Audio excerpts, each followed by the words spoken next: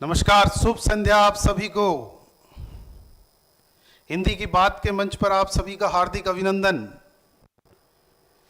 मनीषा, पुष्प चौधरी, रीना मेनारिया, रवीना अकावत, आरती मीना, रविंद्र कुमार, आ जाइए फटाफट। जोड़िए अपने साथियों को। एक नया स्टेप लेकर के आज हम लोग मिल रहे हैं। व्याकरण को लेकर के पहले से टेस्ट सीरीज चल रही है और आज एक बहुत ही प्रतिष्ठित प्रतियोगी परीक्षा जिसके लिए सर्वाधिक संख्या में सेवारत कार्मिक लगे हुए हैं उसको लेकर के शुरुआत कर रहे हैं। गुड इवनिंग, शुभ संध्या आप सभी को। एक बार सूचित कर दीजिए अपने साथियों को, टेस्ट शुरू हो गया है। जोड़िए फटाफट। गुड इवनिंग आप सबको। रविंद्र, अंजू, आरती, मनीषा, राहुल, अंजना, सबका हार्दिक अभिनंदन हिंदी की बात के मंच पर। फटाफट सूचित कर दीजिए सबको।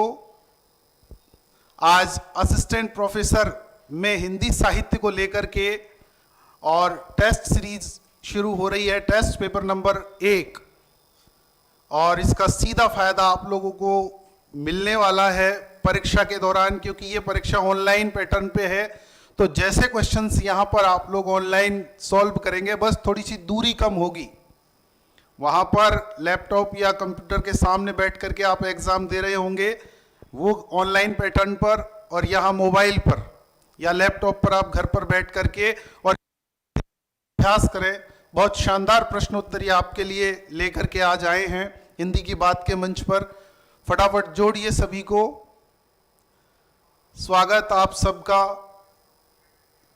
बिल्कुल एक दूसरे को सूचित करें आप।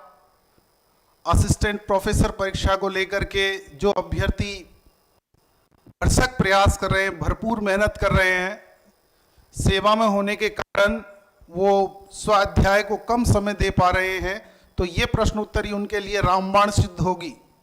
इसलिए आप सर्वाधिक संख्या में अपने साथियों को सूचित करें जो असिस्टेंट प्रोफेसर की तैयारी कर रहे हैं कि आज से हिंदी साहित्य को लेकर के और हिंदी की बात के मंच पर टेस्ट सीरीज शुरू हो गई है, जिसका पहला टेस्ट आज है।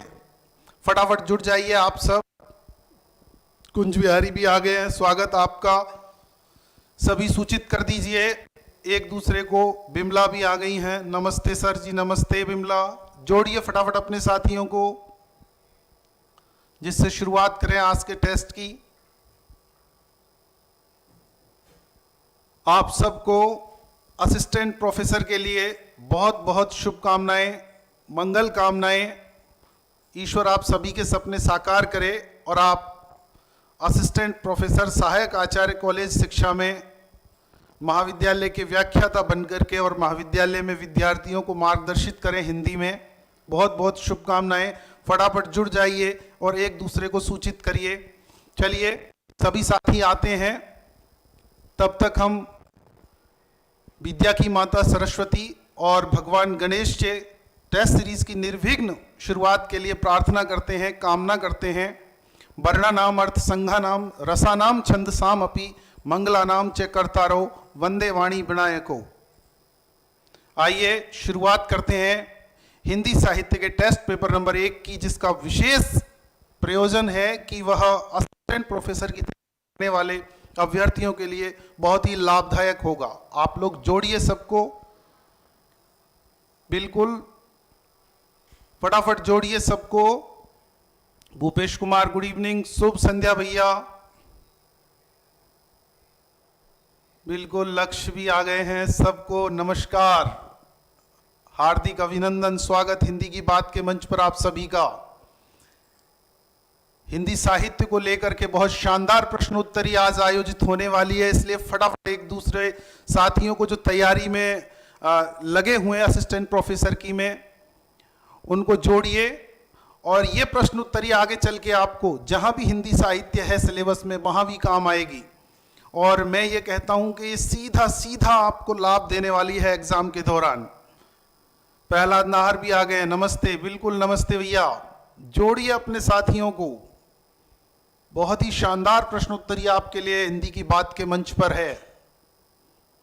चलिए और साथी जुड़ते हैं, तब तक हम शुरुआत करते हैं, शुभारंभ करते हैं, श्री गणेश करते हैं। आइए आज के टेस्ट पेपर का प्रश्न नंबर 1।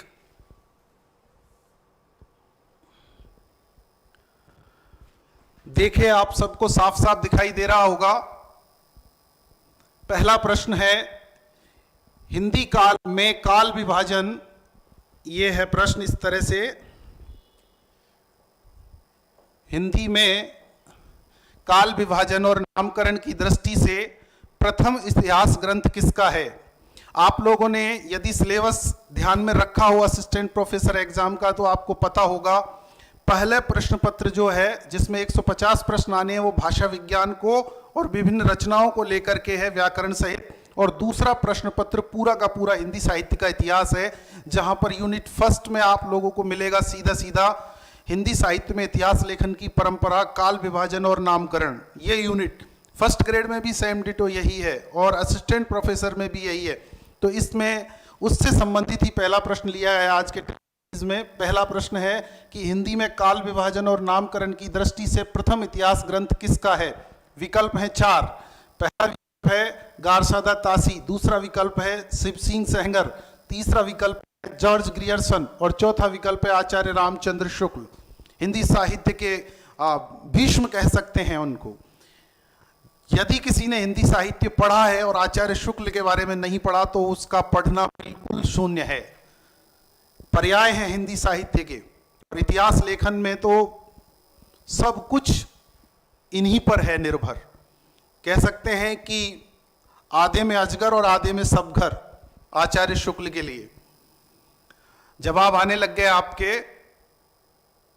आरजे नवल, स्वागत है आपका। आप चाह रहे थे टेस्ट सीरीज कैसे दें, शुरुआत हो गई है इसकी। प्रथम प्रश्न पत्र सबके लिए टेस्ट होंगे। मैं आपको सूचित कर दूं, लगभग 50 टेस्ट पेपर आप लोग देंगे असिस्टेंट प्रोफेसर के लिए, और 50 टेस्ट पेपर्स में गारंटी से मैं आपको यह विश्वास दिलाता हूं कि 80 से 90% प्रश्न आपको हूबहू एग्जाम में मिलेंगे।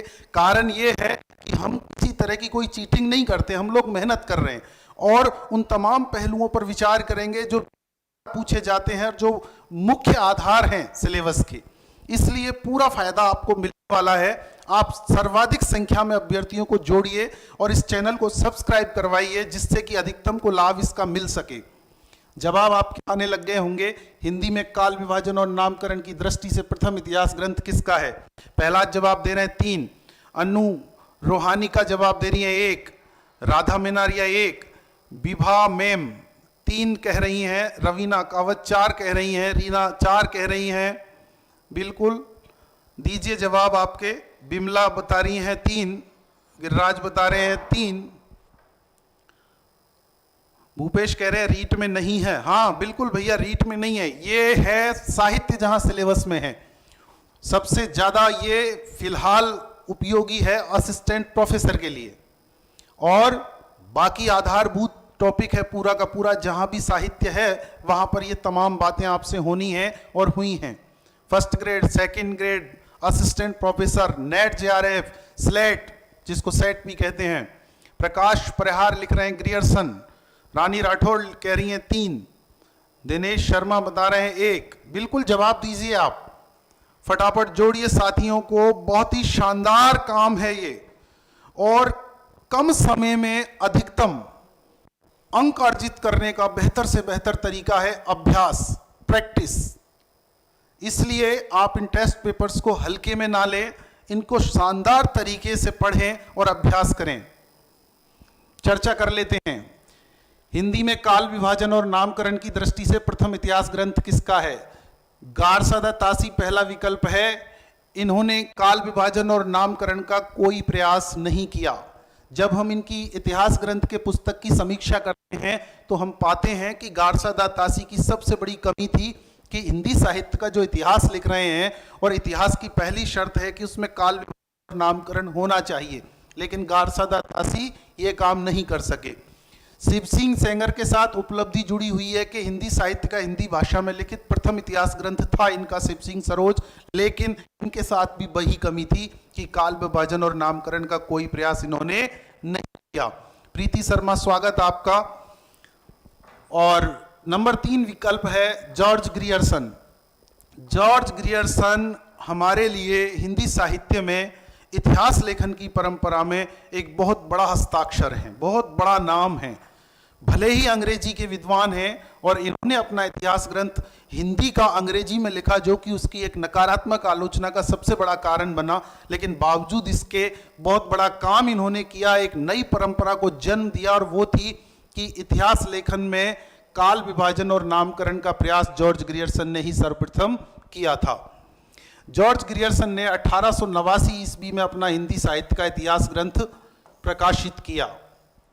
आप लोगों को नाम पता होगा, the modern vernacular literature of Hindustan. इसका आप कहीं कहीं पर 1888 भी पाएंगे। ज्यादा प्रमाणिक ये है, इसको मना भी नहीं कर सकते कि ये नहीं है, लेकिन आप लोगों को 1889 ध्यान में रखना है। तो ये पहले प्रश्न को लेकर के मैं आशा करता हूं कि आप लोग समझ पाए होंगे। फटाफट इसमें असिस्टेंट प्रोफेसर वाले साथियों को जोड़िए। मैं आपको विश्वास दिलाता हूं इसका भरपूर फायदा एग्जाम हॉल के दौरान आप लोगों को होने वाला है। बहुत ही आधारभूत टॉपिक लेकर के पहला प्रश्न पत्र लाए हैं, और इस तरह से 50 टेस्ट पेपर्स आपके हिंदी के हो जाएंगे, जिसमें रचनाओं के होंगे लगभग 10-15 टेस्ट पेपर्स। 10 तो कम से कम हैं, बल्कि मैं कोशिश कर रहा हूं कि उनको 5 और बढ़ाया जाए। और उसके बाद में भाषा विज्ञान के 10 टेस्ट पेपर हैं, हिंदी साहित्य के इतिहास के 15 टेस्ट पेपर हैं, और इस तरह से काव्य शास्त्र के दोनों पड़ाव हैं, लगभग 15 टेस्ट पेपर। तो बहुत बड़ा काम आप लोगों के लिए होने वाला है, और सीधा फायदा जिस दिन आपका एग्जाम होगा उस दिन आपको पता लगेगा कि क्या ये बात सही थी उस वक्त या नहीं है। इसलिए आप ज़्यादा से ज़्यादा साथियों को इस टेस्ट पेपर से जोड़िए। हिंदी साहित्य में असिस्टेंट प्रोफेसर की तैयारी करने वाले अभ्यर्थियों को इस टेस्ट सीरीज से जोड़िए निःशुल्क पूर्ण रूप से। देखिए आप, ये पहला प्रश्न, इसको लेकर के किसी प्रकार की कोई समस्या हो तो बताएं। आगे के प्रश्न पर चलें। भवलेश, सुनीता, सोनी, लोकेश, प्रीति, सबका स्वागत, अभिनंदन हिंदी की बात के मंच पर। आइए अगले प्रश्न पर चलें कि किसका पेपर ये होने वाला है। तो मैं बता दूं, पहला जो टॉपिक है अभी थोड़ी देर पहले बताया, फिर दोहरान कर दूं। जो साथी लेट जुड़े हैं, आपकी जिम्मेदारी बनती है कि इस टेस्ट सीरीज में ज़्यादा से ज़्यादा अभ्यर्थियों को जोड़ें। हालांकि इस परीक्षा के लिए जो तैयारी करने वाले अभ्यर्थी हैं उनमें अधिकांश सेवारत हैं, तो ज्ञान की उनके पास कोई कमी नहीं है, लेकिन समय अभाव है। और मैं उनसे विशेष रूप से कहना चाहता हूं कि मैं आपके साथ हूं, आप प्रश्नों का अभ्यास करें, अधिक से अधिक संख्या में जुड़ें और इस टेस्ट सीरीज को सॉल्व करें आप लोग। नागरिक प्रचारणी सभा के संस्थापकों में से नहीं है, 4 विकल्प दिए हैं, इनमें से आपको बताना है कि कौन नहीं है।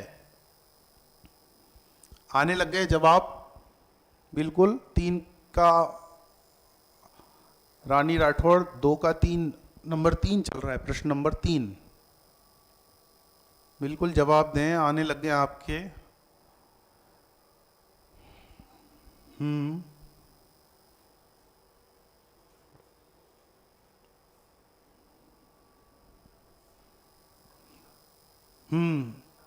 आरजे नवल 3 का 4 कह रहे हैं, राधा कह रही है 3 का 4, दिनेश भी बता रहे हैं 3।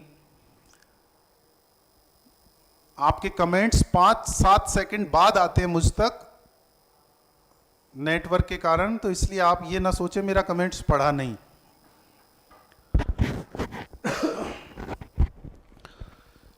सुनीता, सोनी कह रही हैं 2 का 3 नंबर प्रश्न है मैडम, दीजिए जवाब। जिन साथियों को अभी तक जानकारी नहीं है उन्हें सूचित करें आप कि टेस्ट शुरू हो गया।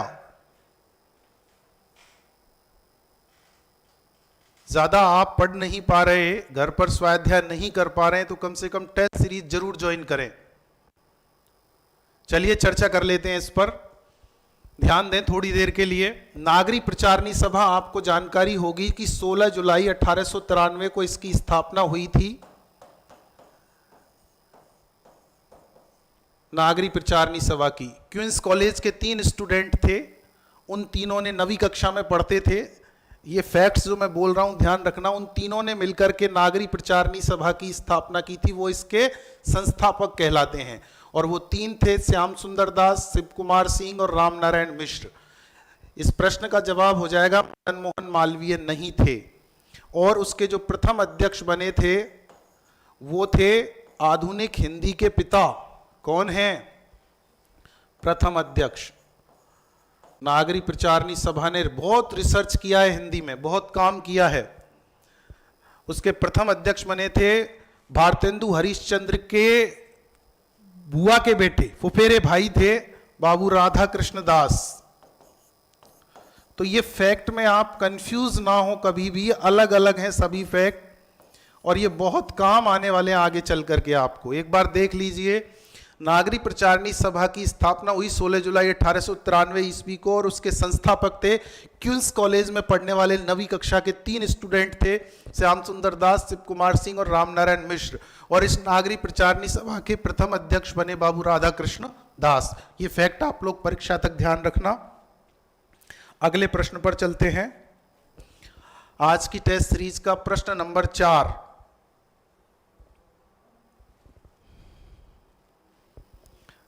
दिख रहा होगा आपको प्रश्न साफ साफ। प्रकाश परिहार कह रहे हैं राधा कृष्ण, मदन मोहन, अच्छा उत्तर दे रहे हैं। बिल्कुल बिल्कुल, प्रश्न वो गया। हम अगले प्रश्न पर आ गए, प्रश्न नंबर 4 पर। और प्रश्न नंबर 4 है, निम्नलिखित में से पश्चिमी हिंदी की बोली कौन सी नहीं है? विचार करें। ऑप्शन नंबर 1 है खड़ी बोली, 2 में ब्रजभाषा, 3 में कन्नौजी और 4 में बघेली।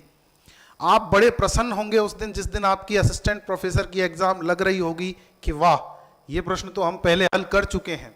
और बहुत बार तो ऐसा होता है कि विकल्प भी आपको हूबहू मिल जाएंगे। मैं सच कह रहा हूं, उस दिन आप लोग बड़े प्रसन्न होंगे। इसलिए असिस्टेंट प्रोफेसर की तैयारी करने वाले अधिकांश साथियों को इन टेस्ट से जोड़ दें आप। प्रश्न नंबर 4 पे विचार करें और उत्तर बताएं।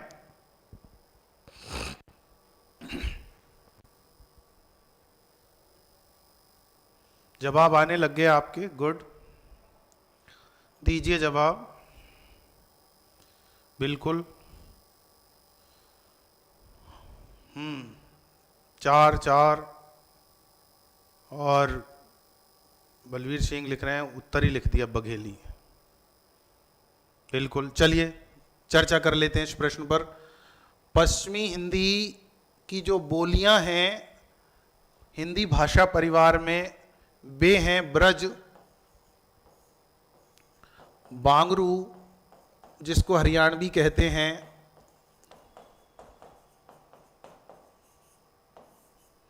कन्नौजी और खड़ी बोली और बुंदेली। ये 5 बोलियां हैं पश्चिमी हिंदी विभाषा या उपभाषा की, ब्रज, बांगरू, कन्नौजी, खड़ी बोली और बुंदेली। अब इनमें से यहां पर कौन सा नहीं है? ये बघेली, ये नहीं है। तो कुल मिलाकर के आप लोगों को पता लग गया कि पश्चिमी हिंदी की बोलियां कौन कौन सी हैं। ये आप ध्यान रखना, बड़ा इंपॉर्टेंट सा प्रश्न है। और जब भाषा विज्ञान का टेस्ट होगा उसमें इन प्रश्नों की भरमार रहेगी। और वहां पर एक चीज और आपको लेकर के मैं आ रहा हूं कि उसमें थोड़ा सा व्याकरणिक ढांचा और क्षेत्र, भाषा बोलियों के क्षेत्र, उसको लेकर के भी हम लोग चर्चा करेंगे। तो उसके लिए आप तैयार रहें। आज जो टेस्ट पेपर है यह है इतिहास लेखन की परंपरा, काल विभाजन और हिंदी साहित्य से संबंधित सामान्य से प्रश्न। देखते हैं आपका क्या स्कोर रहता है, मुझे सूचित करना। आइए अगले प्रश्न पर चलते हैं। जिन लोगों ने अभी तक टेलीग्राम चैनल को ज्वाइन नहीं किया है, हिंदी की बात के मंच को, उसको ज्वाइन कर लें। वहां पर आपको सूचना मिल जाएगी कि कौन सा टेस्ट कब है, ठीक है ना? तो ये काम करें और इस चैनल से ज्यादा अभ्यर्थियों को जोड़ें। बार बार मैं आपसे कह रहा हूं, ये मेरी फितरत में नहीं है, लेकिन ये क्या है, आवश्यकता है। जब ज्यादा संख्या में छात्र होंगे तो अपने आप आगे काम अच्छा होगा। अगला प्रश्न है प्रश्न नंबर 5। देखें, हिंदी साहित्य का आधा इतिहास किसकी रचना है? प्रश्न नंबर 5 है, हिंदी साहित्य का आधा इतिहास किसकी रचना है? विकल्प हैं 4, बच्चन सिंह, रामस्वरूप चतुर्वेदी, सुमन राजे और लक्ष्मी सागर वार्ष्णेय।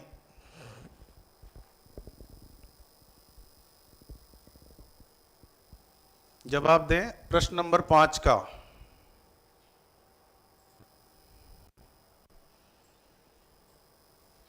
पांच का क्या बता रहे हैं नवल जी? 3।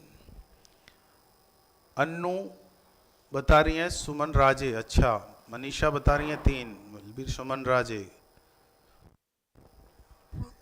सचिन शर्मा प्रणाम गुरुदेव। नमस्ते भैया, नमस्ते सबको। बिमला बता रही हैं 3, बबलेश 3। बिल्कुल दीजिए जवाब। आप जितने अधिक साथियों को इस टेस्ट से जोड़ोगे उतने अधिक कंपटीशन में आप लोगों को अपना आकलन होगा और बड़ा सहज हो जाता है फिर ये जानना कि हम किस स्तर पर हैं। तो इसलिए आप लोग इस टेस्ट से जरूर जोड़िए, साहित्य के टेस्ट से।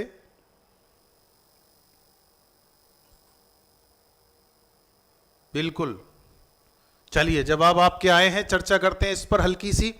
हिंदी साहित्य का आधा इतिहास, बिल्कुल सही जवाब है आपके।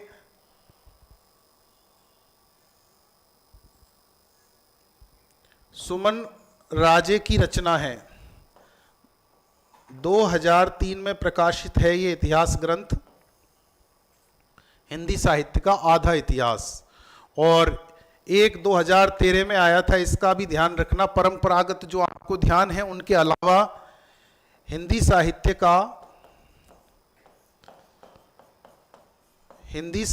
का ओझल नारी इतिहास,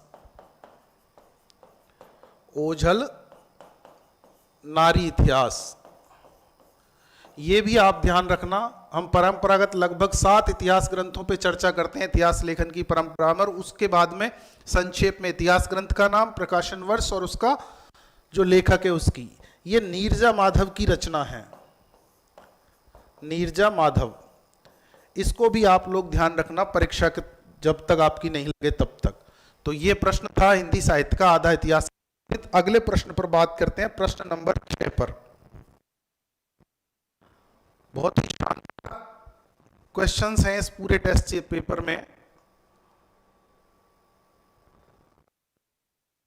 ये प्रश्न नंबर 6,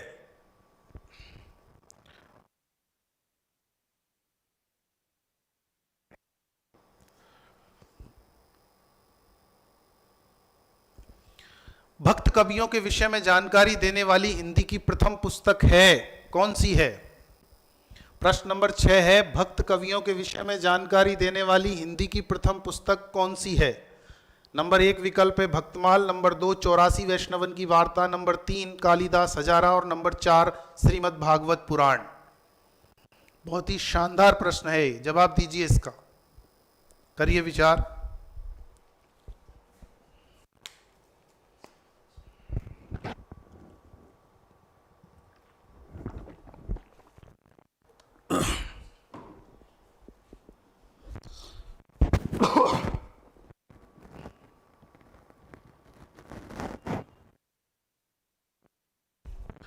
प्रश्न नंबर 6 का जवाब दीजिए। 6 का 1 आने लग गए जवाब, वेरी गुड।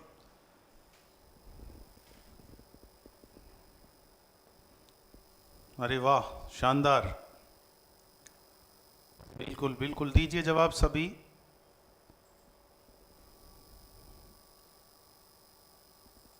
अधिकतर का जवाब 1 आ रहा है, 6 का 1। बताएं। आरजे नवल जी का जवाब आ रहा है 6 का 4। दीजिए जवाब, वेरी गुड।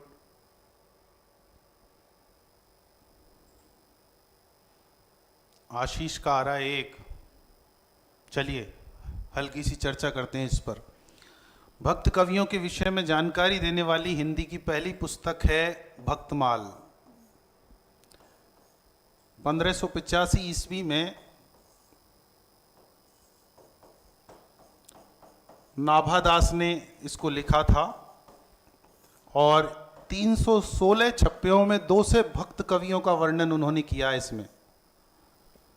कितने? 316 छप्पे हैं इसमें भक्तमाल में। और इसी ग्रंथ में नाभादास ने तुलसीदास को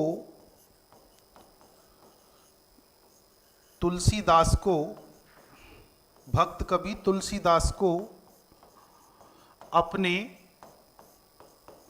ग्रंथ का सुमेरु कहा है? जो माला का मणका होता है वो सुमेरु कहा है, ये तथ्य भी आप ध्यान रखें। भक्तमाल के बारे में बात कर लें। ये परिचयात्मक जो ग्रंथ हैं, हिंदी साहित्य इतिहास लेखन की सामग्री के जो आधार स्रोत हैं, उनमें आती है ये भक्तमाल रचना। और 1585 ईस्वी में नाभादास ने इसकी रचना की थी और 316 छप्पे में 200 भक्त कवियों का परिचय इसमें मिलता है, भक्त कवियों का। और इस ग्रंथ में तुलसीदास को नाभादास ने अपने ग्रंथ का सुमेरु कहा है। ये बहुत बड़ा एक फैक्ट है आपके लिए, तो इसका ध्यान रखना कि भक्त कवियों के विषय में जानकारी देने वाली हिंदी की प्रथम पुस्तक कौन सी है। आमतौर पर सामान्य रूप से ये प्रश्न हर जगह पर नहीं मिलता, और जहाँ तक मैंने पाया है पूर्व प्रश्न पत्रों का अभ्यास करते समय इस फैक्ट पर चर्चा अभी बहुत कम हुई है। तो मैं जब ये टेस्ट पेपर्स बनाता हूँ आप लोगों के लिए, तो आपने गौर किया हो, दो अप्रोच के साथ निर्माण करता हूँ इनका, कि क्या तो पूछ लिया गया और क्या बाकी है। तो जो पूछ लिया गया उसको अधिकतम को समेटने की कोशिश करते हैं, और उसमें जो बच गया उसको भर देते हैं। तो उससे क्या होता है, टॉपिक का पूरा कमांड हमारे हाथ में आ जाता है। बहुत फायदा मिलता है इसको। और जिनके पास समय की कमी है उनके लिए तो ये मानिए ये एकदम से संजीवनी बूटी की तरह काम करती है। तो मैं आप सब से बार बार एक ही आग्रह कर रहा हूँ, एक ही निवेदन कर रहा हूँ। आप इसको कह सकते हैं कि जो परिचित हैं विद्यार्थी उन सब के लिए ये बहुत अच्छी चीज़ है, और वो अपने परिवेश में तैयारी करने वाले अधिकांश विद्यार्थियों को जोड़े जो असिस्टेंट प्रोफेसर बनना चाहते हैं। बहुत फायदा मिलेगा, ये मेरा वादा है, बार बार आप लोगों को कह रहा हूँ मैं। तो भक्त कवियों के विषय में जानकारी देने वाली हिंदी की पहली पुस्तक कौन सी है? भक्तमाल। आइए अगले प्रश्न पर चलें।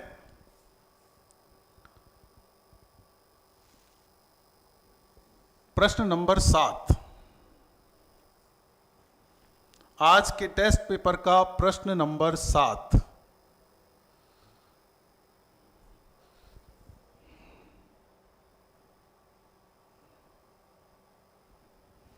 देखिए, दिख रहा होगा आपको।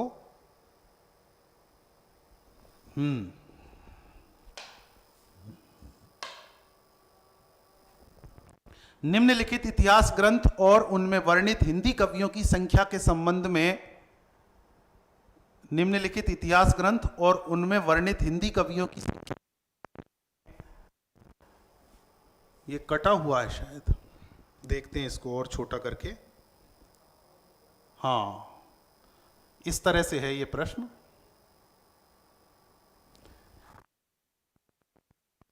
निम्नलिखित इतिहास ग्रंथ और उनमें वर्णित हिंदी कवियों की संख्या के संबंध में असंगत युग्म कौन सा है? इस प्रश्न का जवाब आपको देना है। प्रश्न नंबर 7 आपके सामने है, इस पर विचार करें। निम्नलिखित इतिहास ग्रंथ और उनमें वर्णित हिंदी कवियों की संख्या के संबंध में असंगत युग्म कौन सा है? इस्तवार दलाल लिटरेतुर हिंदुस्तानी जो प्रथम इतिहास ग्रंथ है हिंदी साहित्य में 730 हैं। Modern vernacular literature George Grierson की जो है उसमें 951 है। मिश्र बंधु विनोद में 4591 लगभग 5000 है। और हिंदी साहित्य का इतिहास आचार्य शुक्ल का उसमें 1000 है। इनमें कहीं ना कहीं कोई ऐसा विकल्प है जो असंगत है। आप विचार करें और जवाब दें उसका। 7 का बिल्कुल जवाब आने लग गए। चलिए दीजिए जवाब। महेंद्र का भी जवाब आया है, प्रकाश का भी आया है। बिल्कुल दीजिए जवाब। Very good. मनीषा का भी आया है, रामकिशन का भी है, रवीना का भी है, सचिन का भी आया है जवाब, सुनीता सोनी जी का भी आया है। अधिकांश अभ्यर्थी कह रहे हैं कि एक। करते हैं अभी चर्चा। देखिए प्रश्न नंबर 7 को, निम्नलिखित इतिहास ग्रंथ और उनमें वर्णित हिंदी कवियों की संख्या के संबंध में असंगत युग्म कौन सा है? तो जो पहला है,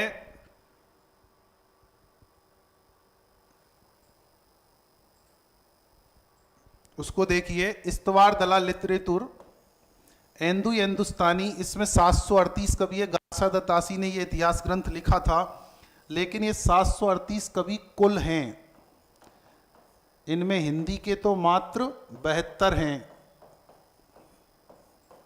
और प्रश्न क्या पूछा था? हिंदी कवियों की संख्या। तो कई बार क्या होता है हमारे साथ परीक्षा के दौरान, हम लोग उसको समझ जाते हैं कुल कवियों की संख्या, क्योंकि माइंड में फैक्ट इस तरह से हमारे सेट होते हैं कि हमें ध्यान नहीं रहता उस बात का कि पूछा क्या गया है, जबकि उसने प्रश्न में पूछा है हिंदी कवियों की संख्या कितनी है। तो ये गलत है। इसका उत्तर क्या हो जाएगा 7 नंबर प्रश्न का पहला ही। इस्तवार दला लिटरेतुर एंदु हिंदुस्तानी में जो 738 कवि हैं वो हिंदी के नहीं है सारे के सारे, हिंदी उर्दू सभी मिले हुए हैं। तो यहाँ पर हिंदी के तो मात्र 72 है। बाकी ये सही है, मॉडर्न वर्णक में एक 951 है, मिश्र बंधु विनोद में 4591 है, और हिंदी साहित्य के इतिहास आचार्य शुक्ल के में 1000 है। बिल्कुल सही है ये।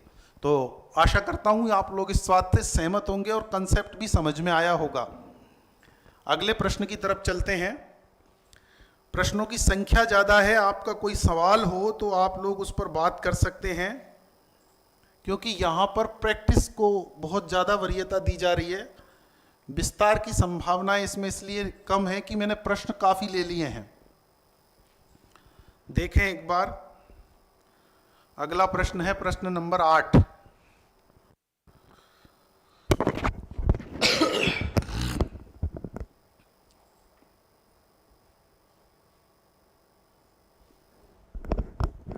नंबर 8 पे विचार करें। नीचे दी गई पंक्तियों का संबंध किस इतिहास ग्रंथ से है? पंक्तियों नहीं है, ये पंक्ति है केवल,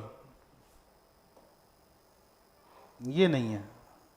नीचे दी गई पंक्ति का संबंध किस इतिहास ग्रंथ से है? और पंक्ति है, संसार को समझना यदि दर्शन का काम है, उसे बदलना राजनीति का और उसकी पुनर्रचना साहित्य का दायित्व है। ये पंक्ति किसकी है? प्रश्न नंबर 8, जवाब दें इसका। बिल्कुल जवाब आने लग गए हैं, जवाब दीजिए। प्रीति का जवाब है 3, बलबीर का भी जवाब आ गया, महेंद्र का भी आ गया। सभी लोग कोशिश करें, बहुत ही शानदार प्रश्न है ये। रामकिशन का भी आया है, मनीषा का भी आया, विष्णु वैष्णव का भी आया है। काफी लेट जुड़े हो विष्णु, स्वागत, अभिनंदन आपका। आपके परिवेश में जितने भी साथी असिस्टेंट प्रोफेसर की तैयारी कर रहे हैं, इन टेस्ट सीरीज से जरूर उनको जोड़िए। बिल्कुल जवाब आ रहे हैं आपके लगातार, 3 ज्यादा उत्तर आया है। चलिए बात कर लेते हैं इस पर। नीचे दी गई पंक्ति का संबंध किस इतिहास ग्रंथ से है? संसार को समझना दर्शन का काम है, उसे बदलना राजनीति का और उसकी पुनर्रचना साहित्य का दायित्व है। ये हिंदी साहित्य और संवेदना में डॉक्टर रामस्वरूप चतुर्वेदी जी ने लिखा है। डॉक्टर रामस्वरूप चतुर्वेदी जी की पंक्ति है। बड़ी अच्छी पुस्तक है हिंदी साहित्य के इतिहास की। ये थोड़ी सी भाषा जटिल है इसकी, बाकी बहुत शानदार फैक्ट उन्होंने इसमें दिए हैं और विश्लेषण करके समझाया हर चीज को। भाषा जटिल होने के कारण सहजता में हम लोग उसमें से तथ्य नहीं निकाल पाते, इसलिए हम उसका अध्ययन कम करते हैं। बाकी पुस्तक में जो सार है वो बहुत ही शानदार दिया है उन्होंने। तो इस पुस्तक में उन्होंने कहा है साहित्य की चर्चा करते समय कि संसार को समझना दर्शन का काम है, उसे बदलना राजनीति का और उसकी पुनर्रचना साहित्य का दायित्व है। आप लोग यदि गौर करें तो इसमें बहुत बड़ी बात छिपी हुई है एक। यदि आप इस पंक्ति के इतने से हिस्से को गौर करें तो जो अभ्यर्थी हिंदी प्रेमी है वो समझ पाएंगे मैं कहना क्या चाह रहा हूं। आप लोग एक पंक्ति पढ़ते होंगे साहित्य की परिभाषा के दौरान कि साहित्य समाज का दर्पण है। किसकी पंक्ति है ये? जानकारी होगी आपको, आचार्य महावीर प्रसाद द्विवेदी। तो यदि उनकी बात हम माने तो वो कहते हैं कि साहित्य समाज का दर्पण है, और उनकी उस बात को दो जगह पर तोड़ा गया है, मरोड़ा गया है, उसकी एक तरह से आलोचना की गई है, उस आलोचना को प्रमाण दिया है, उस आलोचना को नकारात्मक रूप में जो रद्द करने की कोशिश की है, उसे पुष्ट किया है तर्क के साथ। और वहां पर यह बात भी बिल्कुल सही है कि यदि साहित्य समाज का दर्पण है तो जैसा समाज वैसा साहित्य, इस तरह से ही चलना चाहिए था। लेकिन क्या साहित्य केवल इसी पर लिखा जाता है? जैसा समाज वैसा साहित्य, ये एक पक्ष तो इसका, एक पहलू तो बिल्कुल ठीक है कि साहित्य समाज की ही बातों को उठाता है और उनका वर्णन करता है साहित्यकार उनमें। लेकिन क्या केवल यही काम साहित्य का है कि समाज में जो परिदृश्य है उसको जो दिखा उसको उठा लिया? इतना तो नहीं है ना। बल्कि साहित्यकार क्या करता है, उसे अपनी इच्छा के अनुरूप, उसे जो रुचता है, रुचिकर लगता है, उसके अनुरूप वह उसे परिवर्तित करने की कोशिश भी करता है। एक संदेश, एक मैसेज समाज को देता है। आपने पढ़ा हो डॉक्टर रामविलास शर्मा का एक बहुत अच्छा निबंध है जो पहले शायद 12वीं क्लास में चला करता था, यथा स्मय रोचते विश्वम। उनके निबंध संग्रह का नाम है विराम चिन्ह। उस विराम चिन्ह निबंध संग्रह में वो निबंध संकलित है, यथा स्मय रोचते विश्वम। वहां पर उन्होंने कवि की तुलना प्रजापति ब्रह्मा से की है। और वो क्या कहते हैं उसमें, यथा स्मय रोचते विश्वम तथैव परिवर्तते। उसको जैसा रुचिकर लगता है वह वैसा संसार को परिवर्तित कर देता है। कौन? ब्रह्मा, प्रजापति ब्रह्मा। लेकिन ठीक ऐसी की ऐसी ही स्थिति होती है साहित्यकार की। इसलिए यह बात 100% सच नहीं है कि साहित्य समाज का दर्पण है। और उसी से मिलती जुलती बात क्या कहना चाह रहे रामस्वरूप चतुर्वेदी जी कि संसार को समझना यदि दर्शन का काम है, उसे बदलना राजनीति का, तो उस संसार की पुनर्रचना। क्योंकि यदि जैसा है वैसा ही लिखते रहे तो क्या तरक्की हुई, क्या परिवर्तन आया समाज में? नथिंग, कुछ भी नहीं। इसलिए उसको 100% दर्पण नहीं कहा जा सकता। क्या कहेंगे हम लोग कि जैसा उसको अच्छा लगता है, रुचिकर लगता है साहित्यकार को, कवि को, वह अपनी सोच के अनुरूप समाज को जैसा बनाना चाहता है, मौलिक रूप से ऐसे साहित्य की वह रचना करता है। तो इतनी सी जानकारी आपको देना मुझे वांछित था कि इस पंक्ति का मतलब क्या है, मायने क्या है, और डॉक्टर रामस्वरूप चतुर्वेदी जी ने यह बात क्यों कही। हर लाइन, हर पंक्ति का बहुत बड़ा मैसेज इन साहित्यकारों का होता है। फिलहाल हम लोग जिस प्रश्न पर चर्चा कर रहे थे वह क्लियर आपका हुआ होगा। आगे बढ़ाते हैं इस क्रम को और अगले प्रश्न की तरफ चलते हैं। प्रश्न नंबर 9, आज के टेस्ट पेपर का प्रश्न नंबर 9।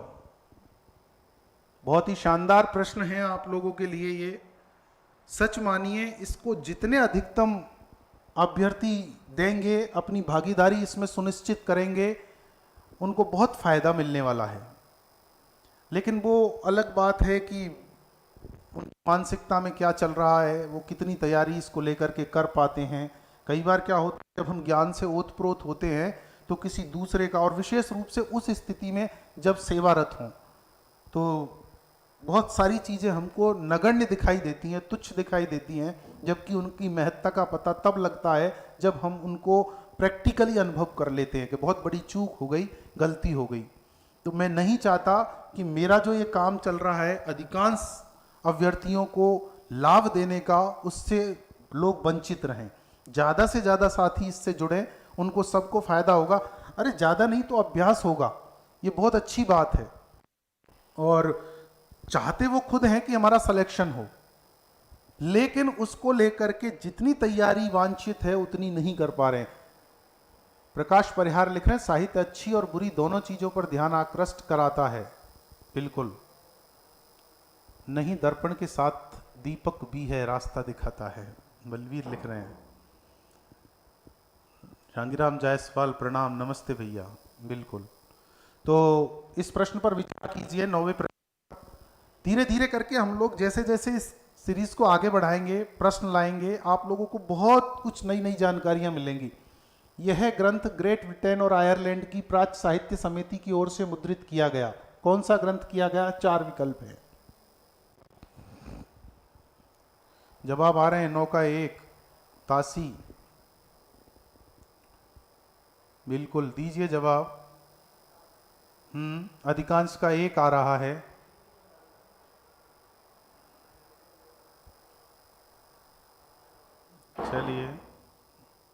देखिए इस प्रश्न पर चर्चा करते हैं।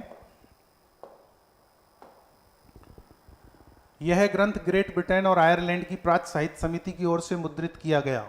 कौन सा ग्रंथ किया गया?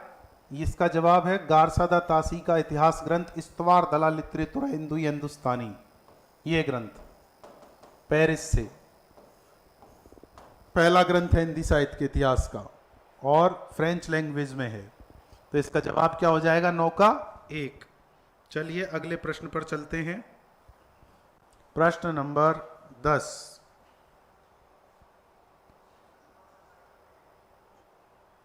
देखिए प्रश्न को विचार करिए। हिंदी सहायता से भाषण शैली में कौन सा इतिहास ग्रंथ? जो साथी नए हैं वो प्रश्नों की शैली और उसका जो स्तर है उसे गौर करें। संतोष गुप्ता जी, स्वागत है आपका, अभिनंदन हिंदी की बात के मंच पर। दीजिए जवाब प्रश्न नंबर 10 का आप सब। 9 का हो गया। हिंदी साहित्य सम्मेलनों की रिपोर्ट और शिव सिंह सरोज आदि की सहायता से भाषण शैली में कौन सा इतिहास ग्रंथ प्रकाशित हुआ था? पहला टेस्ट है आज ये हिंदी साहित्य के इतिहास से संबंधित असिस्टेंट प्रोफेसर की परीक्षा के लिए। कृष्ण कुमार, अद्भुत अद्भुत संप्रेषण कला प्रभु, धन्यवाद संतोष जी, आपकी शुभकामनाएं मिलती रहेंगी, बहुत अच्छा करने की कोशिश है। जवाब दीजिए।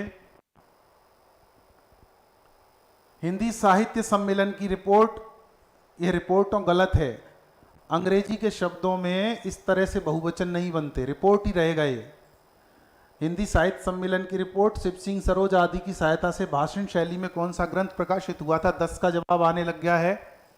अधिकांश का जवाब आ रहा है 10 का 2, महेंद्र का जवाब है 1, पिंकी शर्मा का जवाब है 2। बिल्कुल दीजिए आप लोग जवाब, तैयारी बहुत शानदार है आपकी। निरंजना बंसल कह रही हैं 10 का 2। बिल्कुल बिल्कुल दीजिए आप लोग। आप इस तरह से जुड़े रहे और इन प्रश्नों का अभ्यास करते रहे तो आप लोगों को बिल्कुल निसंदेह रूप से वह पद मिलने वाला है जिसके लिए आप प्रयासरत हैं। ओम प्रकाश जी, स्वागत आपका, जवाब दे रहे हैं 2, वेरी गुड। देखिए हिंदी साहित्य सम्मेलन और शिव सिंह सरोज आदि की सहायता से भाषण शैली में जो इतिहास ग्रंथ लिखा गया था वो था मिश्र बंधु विनोद।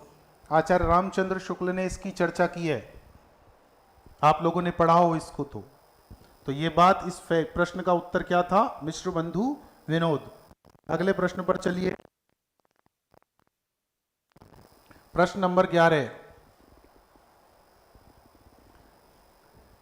प्रश्न नंबर 11 पर विचार करें।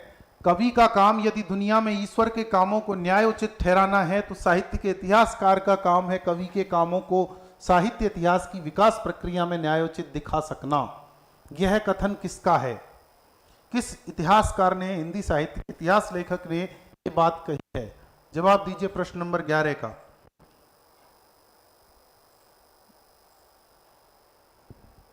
कवि का काम यदि दुनिया में ईश्वर के कामों को न्यायोचित ठहराना है तो साहित्य के इतिहासकार का काम है कवि के कामों को साहित्य इतिहास की विकास प्रक्रिया में न्यायोचित दिखा सकना। प्रश्न नंबर 11, जवाब दीजिए। विकल्प है आपके 4। पहला आचार्य शुक्ल, दूसरा हजारी प्रसाद द्विवेदी, तीसरा रामस्वरूप चतुर्वेदी और चौथा डॉक्टर रामविलास शर्मा। जगमोहन लोधबाल जी हाय लिख रहे हैं, स्वागत आपका हिंदी की बात के मंच पर। बहुत ही शानदार टेस्ट सीरीज आप लोगों के लिए, असिस्टेंट प्रोफेसर के लिए ये आयोजित की जा रही है और इसका भरपूर लाभ आप लें और अधिकांश साथियों तक इसको पहुंचाएं। बिल्कुल जवाब दीजिए, जवाब आने लगे हैं। रवीना कावत 11 का 3 लिख रही हैं, मनीषा भी 3 लिख रही हैं, अधिकांश के जवाब 3 आ रहे हैं। बिल्कुल दीजिए आप, वेरी गुड। आपकी सहभागिता आपके लिए बहुत बढ़िया रिजल्ट लेकर के आने वाली है। अब वो दिन दूर नहीं जब आपके पास नौकरियों की भरमार होगी और आपको चयन करना होगा उनमें से किसी एक का। सी, जगमोहन लोधबाल कह रहे हैं सी। बिल्कुल। चलिए इस बात पर थोड़ा सा विचार कर लेते हैं। प्रश्न नंबर 11 है और इसका जवाब है 3 नंबर। डॉक्टर चतुर्वेदी जी ने अपनी पुस्तक की शुरुआत में ये बात लिख दी है, हिंदी साहित्य और संवेदना का विकास में, कि कवि का काम यदि दुनिया में ईश्वर के कामों को न्यायोचित ठहराना है तो साहित्य के इतिहासकार का काम है कवि के कामों को साहित्य इतिहास की विकास प्रक्रिया में न्यायोचित दिखा सकना। तो इसका जवाब क्या होगा, उत्तर क्या होगा, नंबर 3। आइए अगले प्रश्न पर बात करें। प्रश्न नंबर 12 आज की टेस्ट सीरीज का, ये लीजिए। आदिकाल के नामकरण में संक्रमण काल नाम किसकी मान्यता है? मैंने आपको निवेदन किया था, थोड़ी देर पहले बताया था कि आज का जो टेस्ट पेपर है वो टेस्ट पेपर हिंदी साहित्य के इतिहास का जो पहला टॉपिक है उसको लेकर के किया गया है। इसके 2 भाग किए मैंने। कुल मिलाकर के इस टेस्ट में 70 प्रश्न हैं, 70। उनमें से 35 का आज लेंगे हम और 35 का अगले टेस्ट में लेंगे और उसके बाद भाषा विज्ञान का लेंगे। तो अभी फिलहाल आप इन 35 का जवाब दीजिए। 12वां नंबर का प्रश्न चल रहा है, थोड़ी सी गति पकड़ते हैं हम और आपकी तैयारी को परखिए, कहीं कोई कमी है तो उसे दूर कीजिए और टेस्ट सीरीज से लगातार जुड़े रहिए। जवाब दीजिए प्रश्न नंबर 12 का, आदिकाल के नामकरण को लेकर के संक्रमण काल किसकी मान्यता है?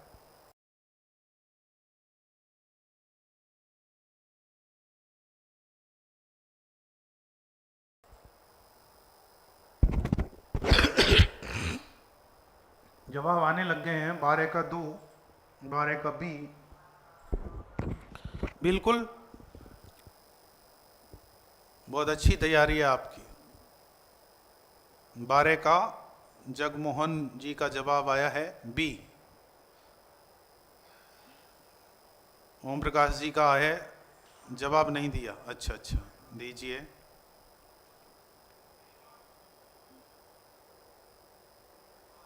हजारी प्रसाद कह रहे हैं संक्रमण काल नहीं। आइए चर्चा कर लेते हैं। प्रश्न नंबर 12, संक्रमण काल किसने कहा आदिकाल के नामकरण में? तो ये कहा था हरीशचंद्र वर्मा और राम खिलावन पांडे ने। तो इसका जवाब क्या हो जाएगा? आप एक काम करना, आज के आज ही आदिकाल के नामकरण के जो 9 और 10 नाम हैं उनको पक्का कर लेना। एक प्रश्न 100% उसमें से आना है आपको आदिकाल के नामकरण को लेकर के।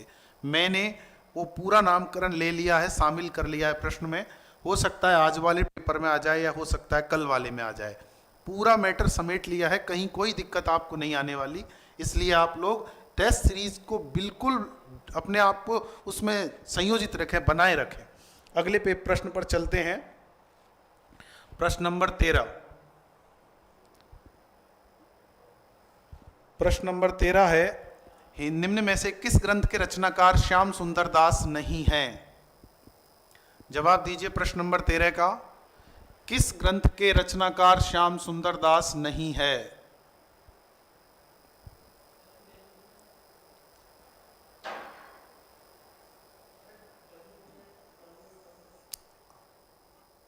प्रश्न आपको दिख रहा होगा साफ। इस प्रश्न का जवाब दीजिए, किस ग्रंथ के रचनाकार श्याम सुंदर दास नहीं हैं? 4 विकल्प हैं आपके सामने, हिंदी भाषा और इसके साहित्य का विकास, और हिंदी भाषा का विकास, हिंदी भाषा और साहित्य, हिंदी कोविद रत्नमाला। प्रश्न नंबर 13 दीजिए जवाब।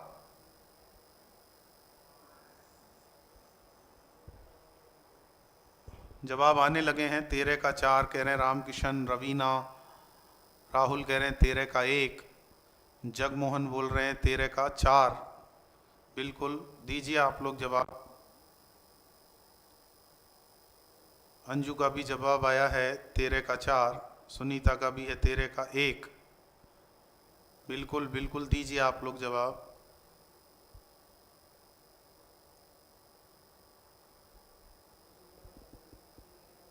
बबलेश लिख रहे हैं 13 का 1, रानी राठौर लिख रही हैं 13 का 4।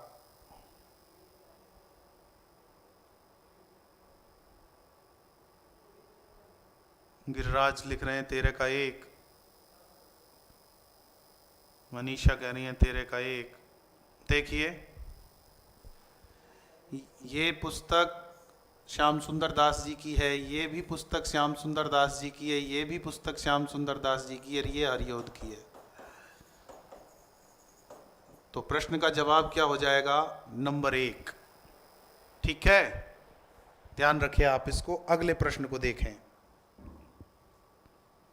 प्रश्न नंबर 13 के बाद प्रश्न नंबर 14। आदिकाल में अपभ्रंश से भिन्न प्रचलित बोलचाल की भाषा को देसी भाषा किसने कहा? 4 विकल्प हैं आपके सामने, चारों में से जवाब दीजिए 14 का। नगेंद्र ने, आचार्य शुक्ल ने, भरतमुनि ने और विद्यापति ने।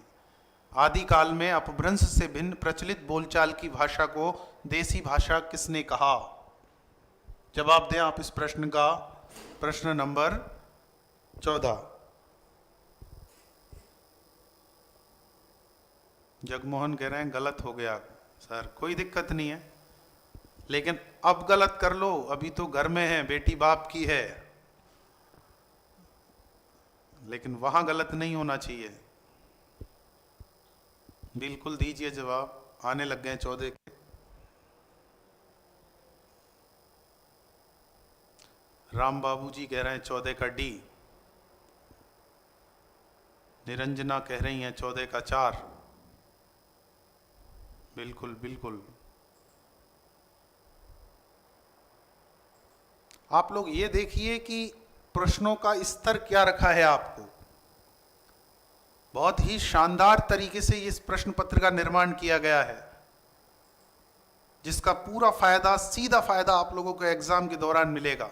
दिनेश शर्मा लिख रहे हैं 14 का 4।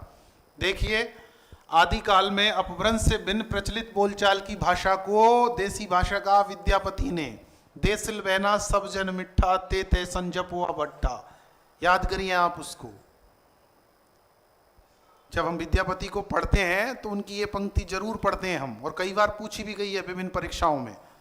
तो देसी भाषा विद्यापति ने कहा है किसको? ये जरूर ध्यान रखें, अपभ्रंश से भिन्न, यानी अपभ्रंश नहीं है वो, अपभ्रंश से भिन्न है और प्रचलन में है, लोग बोलते हैं उसको, वो भाषा देसी भाषा है। और इसीलिए ऐसी देसी भाषा में मैं साहित्य की रचना कर रहा हूं जो सबको मीठी लगती है। देसिल बहना सब जन मिठा, ते तैसन, ऐसे के लिए सन जपुआ भट्टा। वो क्या है? अभट्ट। तो देशी भाषा किसने कहा? विद्यापति ने। अगले प्रश्न पर आइए, प्रश्न नंबर 15। आज की टेस्ट सीरीज का प्रश्न नंबर 15 ये रहा आपके सामने। दीजिए जवाब। विद्यापति को हिंदी का प्रथम कवि मानने वाले विद्वान हैं। ये भी एक फैक्ट है और आप लोग इसको पक्का करें आज के आज ही। हिंदी को पहला कवि कौन मानता है, किसे और कौन मानता है, ये आप, एक लिस्ट है आपके पास, हिंदी साहित्य के विद्यार्थी हैं, आपको पक्का होगी वो, उसको जरूर से जरूर दोहरा लें एक बार। यद्यपि मैंने तमाम को प्रश्न पत्र में शामिल कर लिया है, जो पूर्व विद्यार्थी हैं सेवारत, उनको ये जानकारी होगी कि प्रश्न पत्र में ऐसा कोई भी जादू नहीं होता सिवाय मेहनत के कि उनमें से प्रश्न क्यों आ जाते हैं।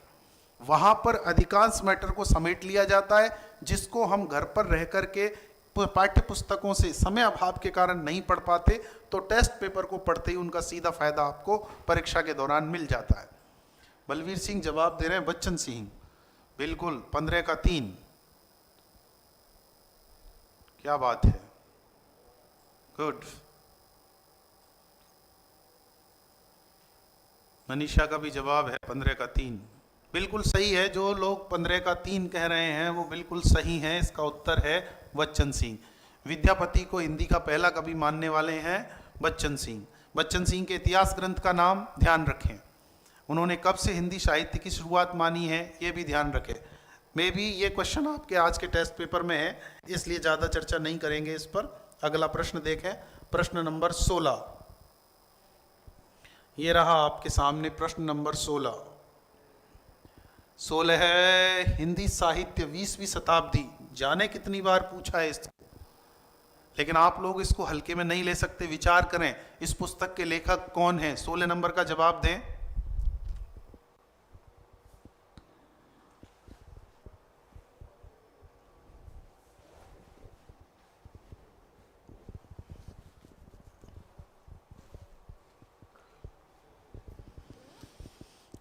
साफ दिख रहा होगा आपको 16 नंबर प्रश्न। अंजू मनीष दीप हैशटैग जवाब दें प्रश्न नंबर 16 का। 3 जवाब आने लगे हैं, नामजद पुकारें। बिल्कुल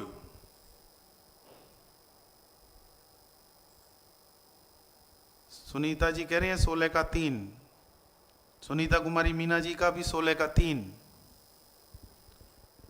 एकदम करेक्ट जवाब है। जो लोग 3 जवाब दे रहे हैं, हिंदी साहित्य 20वीं शताब्दी पुस्तक के रचनाकार का नाम है नंद दुलारे वाजपेयी। बहुत बार पूछा हुआ है, अभी भी इसको इग्नोर करके ना चलें कि पहले पूछ लिया तो अब नहीं पूछा जाएगा, इसलिए आप इन चीजों को पक्का करके रखें अपने लिए। प्रश्न नंबर 17 पर आ जाए। प्रश्न नंबर 17 ये रहा आपके सामने। ओहो क्या साइज है साहब, लेकिन आप लोग इसको ऐसे नहीं कह सकते कि इस तरह के प्रश्न पूछे जाएंगे क्या। 100% नेट और असिस्टेंट प्रोफेसर का पेट पैटर्न है ये, आप लोग ध्यान रखें इनका, ये पैटर्न बहुत ही शानदार है। देखिए हिंदी साहित्य के आरंभ को लेकर के विभिन्न विद्वानों ने जो मत प्रस्तुत किया है उन्हें सुमेलित कीजिए।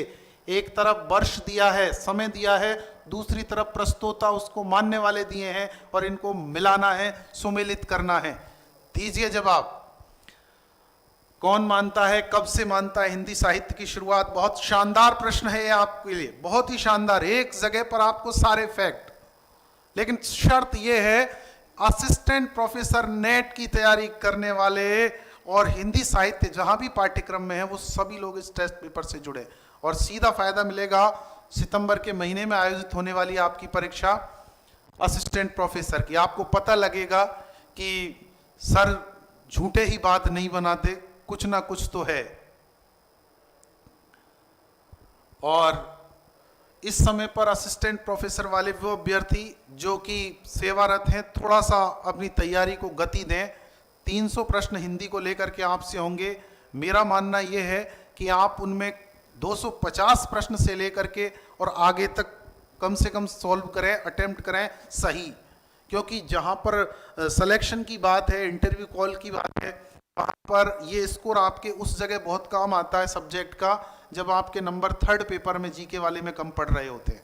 वहाँ पर 100 प्रश्न 50 नंबर के पूछे जाते हैं आपसे, बड़ी दिक्कत होती है उस जगह पर, क्योंकि वो सारे के सारे राजस्थान की करंट अफेयर्स, आर्थिक समीक्षा और विभिन्न बिंदुओं को लेकर के, इतिहास कला संस्कृति को लेकर के आप लोगों से होते हैं। तो एक अंतराल आ जाने के कारण तैयारी में उनको ढंग से आप लोग नहीं पढ़ पाते। यदि उसकी भी आपको कहीं टेस्ट सीरीज मिले तो ज्वाइन करें, आप अभ्यास ज़्यादा से ज़्यादा करें। असिस्टेंट प्रोफेसर में सेलेक्ट होने के लिए आप हिंदी को लेकर के टेस्ट सीरीज जरूर ज्वाइन करें। देखिए जवाब आने लगे आपके, 1 नंबर बता रहे हैं। आइए विचार कर लेते हैं, एक ज़्यादा आ रहे हैं। देखो ऐसे प्रश्नों का एक तरीका मैं बार बार आपको बताता हूं, इनमें से आपको कोई भी ऐसा इतिहासकार नजर आ रहा है जिसको आप जानते हैं, याद है उसका मत कि वो तब से शुरुआत मानता है। तो जैसे मैं बताऊं आपको, नगेंद्र को हम लोग बड़ा ऐसा पेट ढंग से याद करते हैं काल विभाजन और नामकरण में। तो एक तरीका केवल आप लोगों के लिए बता रहा हूं, नगेंद्र कब से मानते हैं, 7वीं सदी मध्य से। तो नगेंद्र 7वीं सदी मध्य से मानते हैं, तो 7वीं सदी मध्य का ऑप्शन क्या है, डी। तो डी का जवाब 3 किस विकल्प में है, तो डी का जवाब 3 है साहब, 1 में ही। तो कुल मिलाकर के अब कहीं भी 3 नहीं है, तो हमें ज्यादा विचार करना ही नहीं। विस्तार से देखना चाहें तो गणपति चंद्र गुप्त, अभी थोड़ी देर पहले मैंने कहा था 1184 ईस्वी से मानते हैं। आप लोग देख लीजिए, ए में 1 तो 700 ईस्वी से कौन मानता है, जॉर्ज ग्रियर्सन। बी में 5 643 ईस्वी से कौन मानता है, मिश्र बंधु। सी में 4 1000 ईस्वी से कौन मानता है, आचार्य हजारी प्रसाद द्विवेदी। डी में 3 चर्चा कर चुके हम, 7वीं सदी मध्य से और 14वीं सदी मध्य नगेंद्र बताते हैं आदिकाल की समय सीमा, तो वो हो गया डॉक्टर नगेंद्र। और ई में 2, ई है 1184 ईस्वी और कौन मानता है, डॉक्टर गणपति चंद्रगुप्त। इस तरह से विस्तार से आप लोग इनको याद कर सकते हैं, लेकिन कई बार हमें फैक्ट कम ध्यान रहते हैं, परीक्षा कक्ष का दबाव रहता है, तो उस जगह पर आपको जो आता है उससे मैच करने की आप कोशिश करें। आशा करता हूं आप सहमत हो पा रहे होंगे इन प्रश्नों की शैली से। अगले प्रश्न पर आते हैं, प्रश्न नंबर 18। ये लीजिए, आज के टेस्ट पेपर का प्रश्न नंबर 18 ये रहा आपके सामने। करें विचार इस पर। आचार्य शुक्ल ने अपने इतिहास ग्रंथ में 12 पुस्तकों की दृष्टि से आदिकाल का लक्षण, निरूपण और नामकरण किया है। उनमें से कौन सी रचना को छोड़कर शेष सब ग्रंथों को इन्होंने वीर गाथात्मक माना है? बहुत ही शानदार प्रश्न है। शुक्ल जी को लेकर के तो आधा पेपर तैयार होता है हिंदी का, ये मान लीजिए आप। जवाब दीजिए प्रश्न नंबर 18 का। बिल्कुल जवाब आने लगे हैं। महेंद्र का है 4। पंक्तिबद्ध लिखा उन्होंने, वो पंक्ति भी आपको ध्यान आ रही होगी जिन्होंने भी आचार्य शुक्ल का इतिहास पढ़ा है, और नहीं पढ़ा तो ये ध्यान रखें, फैक्ट आ गया प्रश्न में, इस प्रश्न को ध्यान रख लें। बलवीर कह रहे हैं सभी, बिल्कुल आने दीजिए जवाब आपके। बिल्कुल, पिंकी का जवाब है 4, बिमला का भी 4। देखिए, आचार्य शुक्ल ने अपने इतिहास ग्रंथ में 12 पुस्तकों की चर्चा की है। उन 12 पुस्तकों में से वो 4 पुस्तकों को साहित्यिक बताते हैं। कितनी को? 4 को। 4 पुस्तकें साहित्यिक बताते हैं और 8 बच गई 12 में से, उनको बताते हैं देसी भाषा काव्य की रचनाएं, या देश भाषा काव्य की रचनाएं। वो हैं 8। इन 8 के दौरान वो कहते हैं कि इनमें एक रचना तो ये बीसल देव रासो और प्लस अंतिम 2 रचनाएं, उस लाइन को बोलते हैं वो देसी भाषा काव्य की 8 रचनाओं के नाम बताते समय अंत की 2 रचनाओं को लेते हैं और कहते हैं एक बीसल देव रासो और अंत की दोनों रचनाएं। इन दोनों को छोड़ शेष सब वीर गाथात्मक हैं। तो वो कौन कौन सी हैं? विद्यापति की पदावली, खुसरो की पहेलियां, इन दोनों को कहते हैं वो बीसल देव रासो और अंतिम 2 उन 8 में से। तो वो अंतिम 2 थी खुसरो की पहेलियां और विद्यापति की पदावली। तो इस प्रश्न का जवाब क्या हो जाएगा? बहुत ही शानदार फैक्ट है, आप इसको भूले नहीं, ध्यान रखें आप।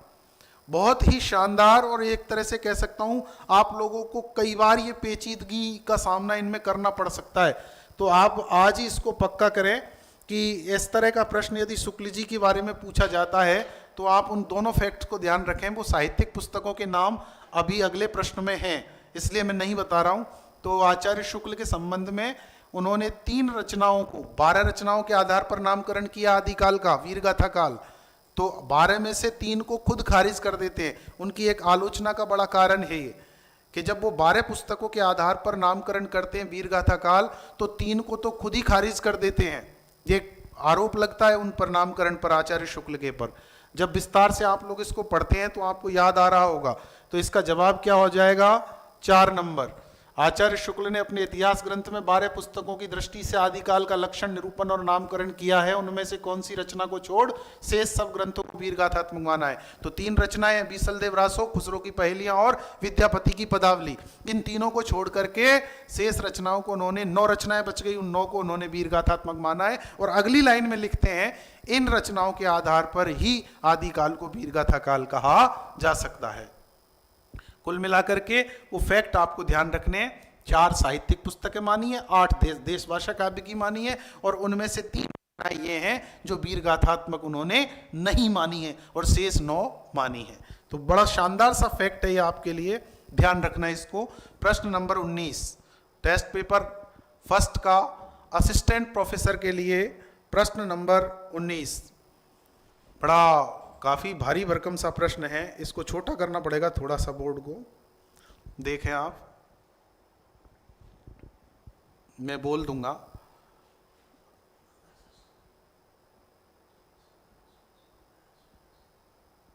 ये लीजिए साहब, विचार कीजिए, बड़ा विचार करने का प्रश्न है ये। निम्न कथनों पर विचार कीजिए। नंबर 1, प्रश्न नंबर 19 बहुत भारी भरकम बोझिल सा प्रश्न है। पहला तर्क है इसमें। पहली बात है, हिंदी साहित्य का प्रथम इतिहास ग्रंथ गारसदासीकृत इस्तवार दला लितरेतुर हिंदुस्तानी है। ये हिंदुस्तानी लिख रहा है, ये है हिंदुस्तानी, या यहां पर बिंदी लगा सकते हैं अनुस्वार। दूसरा है, यह 2 भागों में है, जिसका प्रथम भाग 1839 ईस्वी में प्रकाशित हुआ था और द्वितीय भाग 1847 ईस्वी में। तीसरा कथन है, इसमें हिंदी और उर्दू के 738 कवियों का विवरण, जिसमें से 72 हिंदी के। ये लीजिए, ये वो फैक्ट जो वहां प्रश्न था यहां शामिल कर दिया है। अंग्रेजी वर्णानुक्रमानुसार दिए गए हैं। वर्णानुक्रमी पद्धति में लिखित प्रथम ग्रंथ। क्या क्या फैक्ट नहीं लिए आपके लिए, सब कुछ शामिल है। डॉक्टर लक्ष्मी सागर वार्ष्णेय ने तासी के ग्रंथ का अनुवाद हिंदुई साहित्य का इतिहास नाम से 1952 में किया, जो कि फ्रेंच भाषा में है, और यह ग्रंथ पेरिस से मुद्रित किया। इसकी चर्चा पहले हम कर चुके थे। बताइए कौन सा कथन सही है। 19 का 4 जवाब आ रहा है 4। शेखा का भी 4 है, सुनीता का 4 है, बबलेश का 3 है, कृष्ण कुमार जवाब दे रहे हैं सर 4। गुड, और दीजिए जवाब, आने दीजिए, रोकिए मत, यहां तक पहुंचने दीजिए। स्टूडियो तक आपके जवाब आने चाहिए। बिल्कुल बिल्कुल। ऐसा नहीं है इस तरह के प्रश्न आपसे नहीं पूछे जा सकते। बलबीर कह रहे हैं 3, बिल्कुल। शिवकरण 19 का 2 बता रहे हैं, उगंता रोलानिया 3 बता रही हैं, मनीषा 4 बता रही है, लोकेश 4 बता रहे हैं। चलिए चर्चा कर लेते हैं। देखिए साहब, हिंदी साहित्य का प्रथम इतिहास ग्रंथ गारसदासीकृत इस्तवार दला लितरेतुर हिंदुस्तानी है। बिल्कुल सही बात है, ये एकदम फैक्ट, ओरिजिनल, एक्चुअल। दूसरा है, 2 भागों में है, जिसका प्रथम भाग 1839 ईस्वी में और दूसरा भाग 1847 में। यह भी सही बात है। तीसरी बात है, इसमें हिंदी और उर्दू के 738 कवियों का विवरण दिया गया है, जिनमें 72 हिंदी के हैं, जो अंग्रेजी वर्णानुक्रमानुसार लिखे गए हैं। वर्णानुक्रमी पद्धति में लिखित प्रथम इतिहास ग्रंथ है। यह भी बात बिल्कुल सही है। और चौथा है, डॉक्टर लक्ष्मी सागर वार्ष्णेय ने तासी के ग्रंथ का अनुवाद हिंदुई साहित्य का इतिहास नाम से 1952 में किया, जो कि फ्रेंच भाषा में नहीं है, हिंदी में है। किसमें है ये? हिंदी में है। फ्रेंच में तो खुद तासी का ग्रंथ है साहब। और लास्ट कथन है, यह ग्रंथ पेरिस से मुद्रित किया गया था। यह भी सही है। तो प्रश्न पूछा है कौन सा कथन सही है, तो घ को छोड़ दीजिए और बाकी सब सही है। तो किस किस में घ? इसमें घ है तो ये तो उत्तर हो नहीं सकता। यहां भी घ है दूसरे विकल्प में, ये भी उत्तर नहीं हो सकता। सभी भी उत्तर नहीं हो सकता। बच गया 3, केवल क ख ग घ। तो उत्तर क्या हो जाएगा? विकल्प नंबर 3। बात समझ में आई होगी। चलिए प्रश्न नंबर 20 पर। प्रश्न नंबर 20 ये रहा आपके सामने, करिए विचार। ये लीजिए साहब,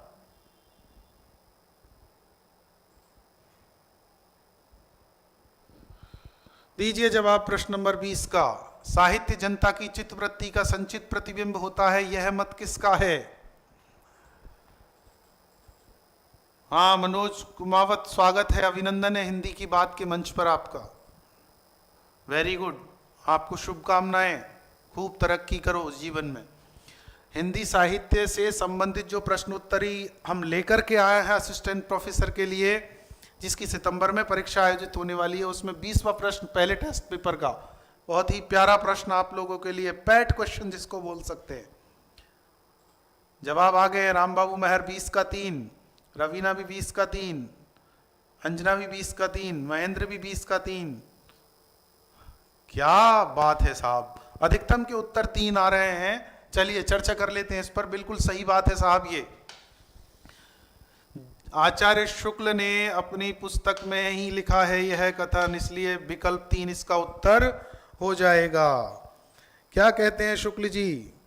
जबकि प्रत्येक देश का साहित्य वहां की जनता की चित्तवृत्ति का संचित प्रतिबिंब होता है, तब यह निश्चित है कि जनता की चित्तवृत्ति के परिवर्तन के साथ साथ साहित्य के स्वरूप में भी परिवर्तन होता चला जाता है। आदि से अंत तक इन्हीं चित्तवृत्तियों की परंपरा को परखते हुए साहित्य की प्रवृत्तियों के साथ उनका सामंजस्य दिखा सकना, ये क्या कहलाता है? साहित्य का इतिहास।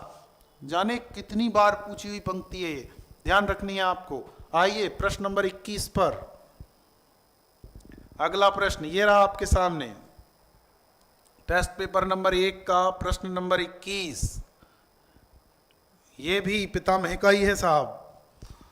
आचार्य रामचंद्र शुक्ल ने प्रथम उत्थान का समय कब से कब तक निर्धारित किया है? प्रश्न नंबर 21 का जवाब दीजिए फटाफट। मनोज जी लिख रहे हैं सर जी पटवारी की भी तैयारी कराओ ना। पटवारी में जो हिंदी आती है वो बिल्कुल मैं पढ़ा रहा हूं, आप व्याकरण वाले टेस्ट पेपर्स ज्वाइन करें। और विस्तार से यदि आपको टॉपिक पढ़ना है तो उसके लिए भी मैं आपको सूचित करूंगा, टेलीग्राम चैनल को ज्वाइन करें आप। हिंदी की बात के मंच का जो टेलीग्राम है उसकी लिंक अभी हमारे बंधु आपको प्रेषित कर रहे हैं, कर दीजिए उसको, हिंदी की बात के टेलीग्राम चैनल को शेयर, तो ये लोग ज्वाइन कर लेंगे। सभी जो नहीं है उसमें मेंबर वो भी ज्वाइन कर लेंगे। जवाब आने लग गए हैं, वेरी गुड।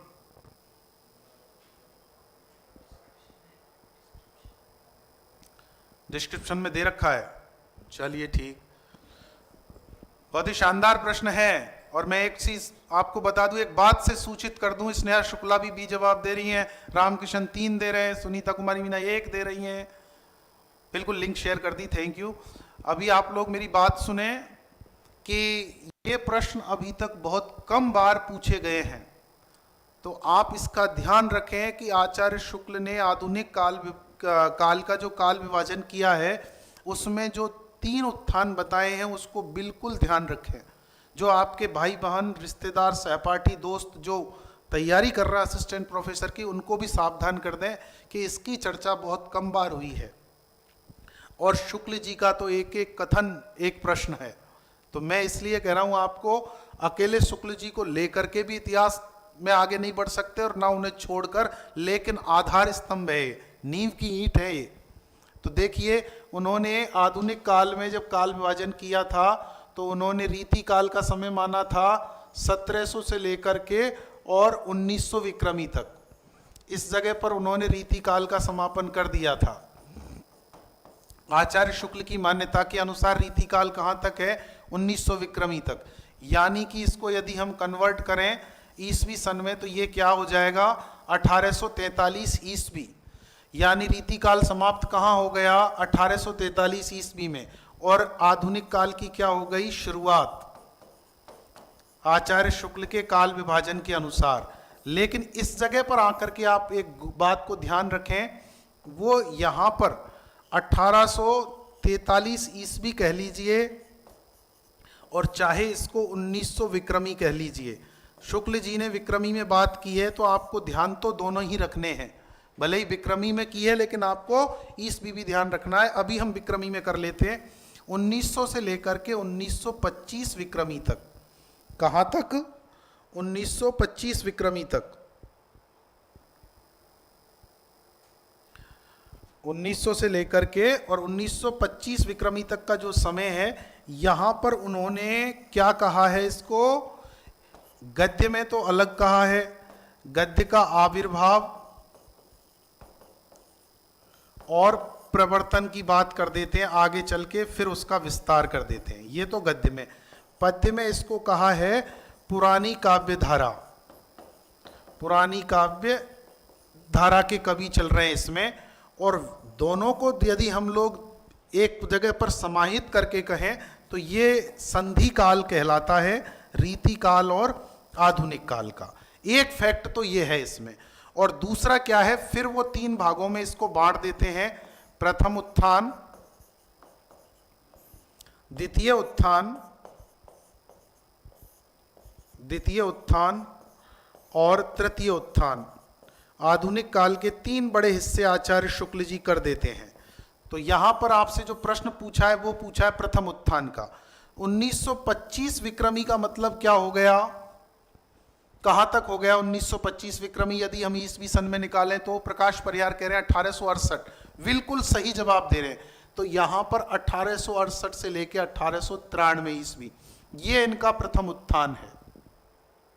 और फिर 1925 के बाद में 1950 तक तो हो गया ये, और 1950 से 1975 तक हो जाएगा द्वितीय उत्थान, और 1975 से लेकर के आगे तक अब तक लिखते हैं वो हो जाएगा तृतीय उत्थान। तो इस प्रश्न का उत्तर 3 नंबर हो गया।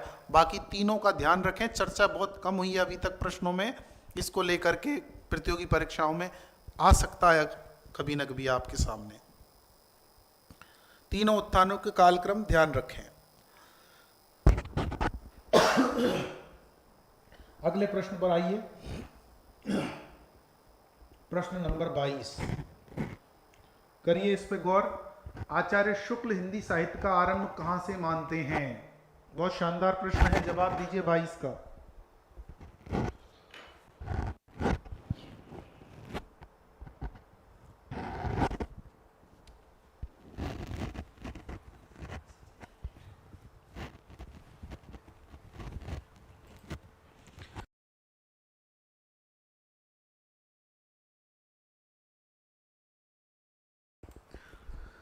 प्रश्न नंबर 22 है आपके सामने, आचार्य शुक्ल हिंदी साहित्य का आरंभ कहां से मानते हैं? 22 का जवाब भी आने लग गया, वेरी गुड। 22 का 4, 22 का डी, दीजिए जवाब। आप लोगों की सहभागिता क्या है इसमें? शाबाश, अरे जीतेंगे साहब, जंग जीतेंगे।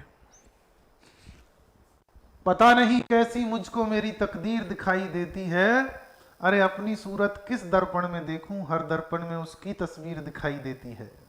इस समय असिस्टेंट प्रोफेसर की तस्वीर दिख रही है आपको, शाबाश। दीजिए जवाब आप लोग, स्नेहा शुक्ला का भी डी। देखें एक बार, आचार्य रामचंद्र शुक्ल हिंदी साहित्य का आरंभ मानते हैं 1050 ईसवी से, नहीं विक्रमी से। इसमें सबसे ज्यादा कंफ्यूजन होता है, इसलिए मैं सीधा यहां पर आ गया। यदि इसको हम ईसवी में कन्वर्ट करेंगे तो वो क्या हो जाएगा, 993 ईस्वी। तो इस प्रश्न का जवाब क्या होगा, 4 नंबर विकल्प। जिन्होंने 4 नंबर दिया है बहुत सही है वो, जिन्होंने नहीं दिया वो सुधार करें। आइए प्रश्न नंबर अगले पर चले, 23 नंबर पर। प्रश्न नंबर 23 ये रहा आपके सामने, ये लीजिए साहब। प्रश्न नंबर 23, दीजिए जवाब। आचार्य शुक्ल ने अपने इतिहास ग्रंथ में 4 साहित्यिक पुस्तकों का, थोड़ी देर पहले ही चर्चा की थी, इसकी का नाम नहीं है। क्या शानदार प्रश्न है, दीजिए जवाब। प्रश्न नंबर 23 का जवाब दीजिए फुर्ती से। प्रश्न नंबर 23, 4 साहित्यिक पुस्तकें कौन कौन सी बताई आचार्य शुक्ल ने? 4 विकल्प दिए, उनमें कौन सा विकल्प ऐसा है जो उन 4 साहित्यिक पुस्तकों में शामिल नहीं है? दूर सिंह आ गए, नमस्ते सर, बिल्कुल नमस्ते। सो रहे थे? पढ़ने के लिए तो भाई समय पे आओ। उगंता जी कह रही है 4 नंबर, अच्छा 23 नंबर का जवाब दे रहे हैं तो प्रश्न नंबर लिख करके उत्तर दें। रामकिशन 23 का 2 बता रहे हैं, रवीना भी 23 का 2, कुंज बिहारी 23 का 4, पिंकी शर्मा 23 का 2 बता रही हैं, वेरी गुड। इंदिरा भी 23 का 2 बता रही हैं, स्नेहा शुक्ला भी सी बता रही हैं, बिल्कुल दीजिए जवाब। चलिए चर्चा कर लेते, फिर अगले प्रश्न पर रुक करेंगे। याद कर लेना आज ही इसको, मैंने अभी थोड़ी देर पहले आपको कहा था आचार्य शुक्ल ने 4 पुस्तकें साहित्यिक बताई हैं, अभी अभी चर्चा की थी इसकी, और 8 को बताया है देश भाषा काव्य की रचनाएं, देश भाषा काव्य। इन 4 साहित्यिक पुस्तकों को याद, 8 बच गई, वो देश भाषा काव्य की हो जाएंगी। पहली है विजयपाल रासो, दूसरी है कीर्ति लता, तीसरी है कीर्ति पताका जो इसमें नहीं है, और चौथी है अमीर रासो। कुमान रासो नहीं है, कुमान रासो उन 4 साहित्यिक पुस्तकों में शामिल नहीं है। तो प्रश्न का जवाब क्या हो जाएगा, विकल्प नंबर 4। कौन कौन सी है 4 साहित्यिक पुस्तकें, आज ही कंठस्थ करें इसको और हमेशा के लिए तैयार करके रख दें। विजयपाल रासो, कीर्ति लता, कीर्ति पताका और हमीर रासो, ये 4 पुस्तकें हैं जिनका जवाब 4 है, वो बिल्कुल सही है। आइए अगले प्रश्न पर आते हैं। प्रश्न नंबर 24 ये रहा आपके सामने, देखो साहब, ये आ गया, ये आ गया, ये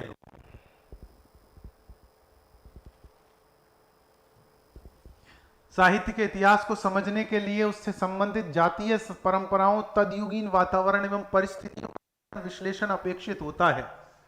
इस आधार पर साहित्य के इतिहास लेखन की कौन सी पद्धति निर्मित की गई है? दीजिए जवाब प्रश्न नंबर 24 का। ये विधोवादी नहीं है, ये है विधेयवादी।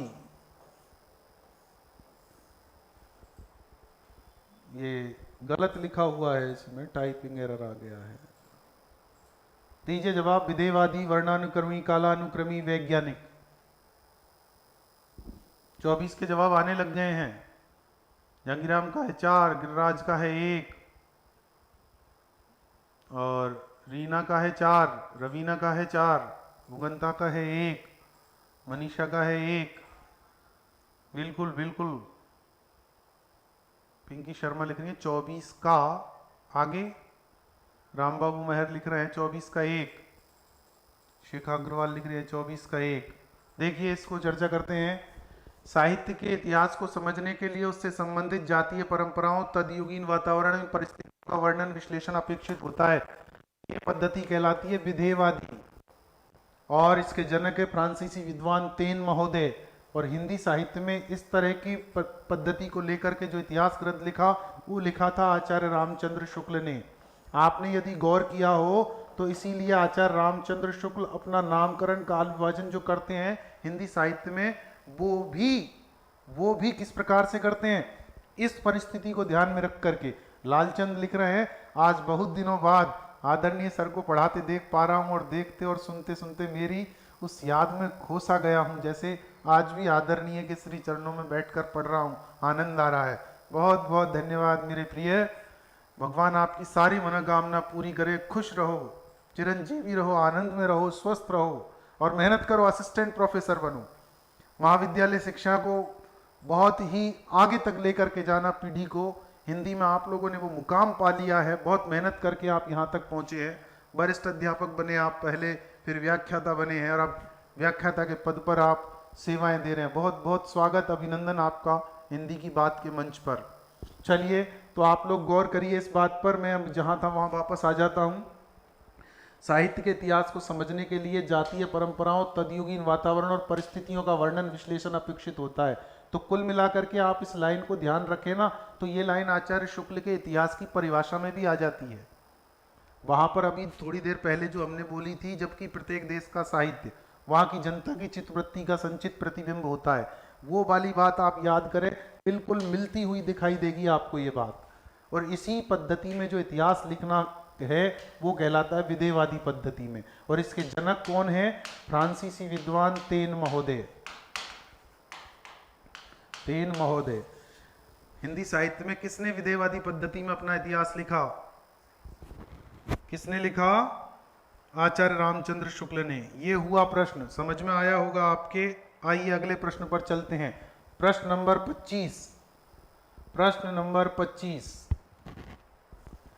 16वीं 17वीं शताब्दी भक्ति काल को हिंदी का स्वर्ण युग मानने वाले पहले विद्वान हैं। प्रश्न पर ध्यान देना, प्रश्न नंबर 25 पर ध्यान देना और तब जवाब देना। 4 विकल्प हैं आपके सामने, तासी, ग्रियर्सन, शिव सिंह सेंगर और नगेंद्र। बिल्कुल, प्रकाश परिहार लिख रहे हैं तेन। यस, बिल्कुल तेन। जवाब दीजिए फटाफट प्रश्न नंबर 25 का। 16वीं 17वीं शताब्दी मध्य युग भक्ति काल को हिंदी का स्वर्ण युग कहने वाले, मानने वाले पहले विद्वान। यहां पहले शब्द को ध्यान रखें। बिल्कुल जवाब आने लग गए 25 का। दीजिए, मैं देख रहा हूं 2। सुनीता सोनी जी कह रही हैं 3। नहीं, भूपेश ने लिखा है 3, सुनीता सोनी जी का 2। बिल्कुल, अधिकांश के जवाब आ गए हैं।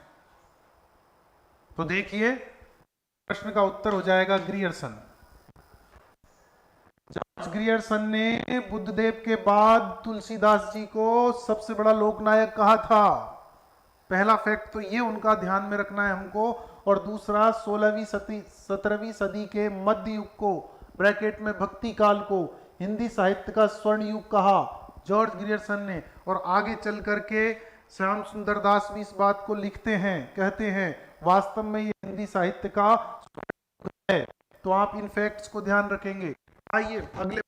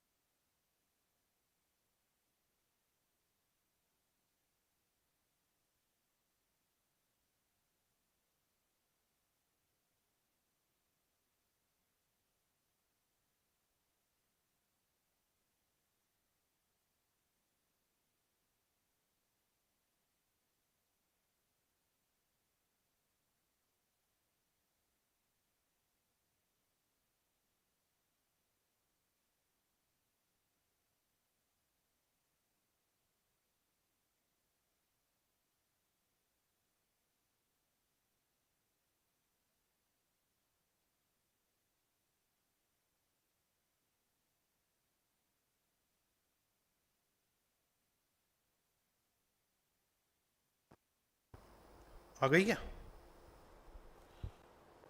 जवाब आ गए हैं आपके, देखें। इसका जवाब होगा दोहा या दुहा। आचार्य शुक्ल ने लिखा है इसको आदिकाल की शुरुआत में ये कथन। आवाज आ रही होगी, ऐसा नहीं है आवाज नहीं आ रही होगी, बिल्कुल आ रही होगी। पहले जो गाथा या गाहा कहने से जैसे प्राकृत का ये प्राकृत के छंद हैं, ठीक वैसे पीछे दोहा या दुहा कहने से अपभ्रंश प्रचलित काव्य भाषा का बोध होने लगा।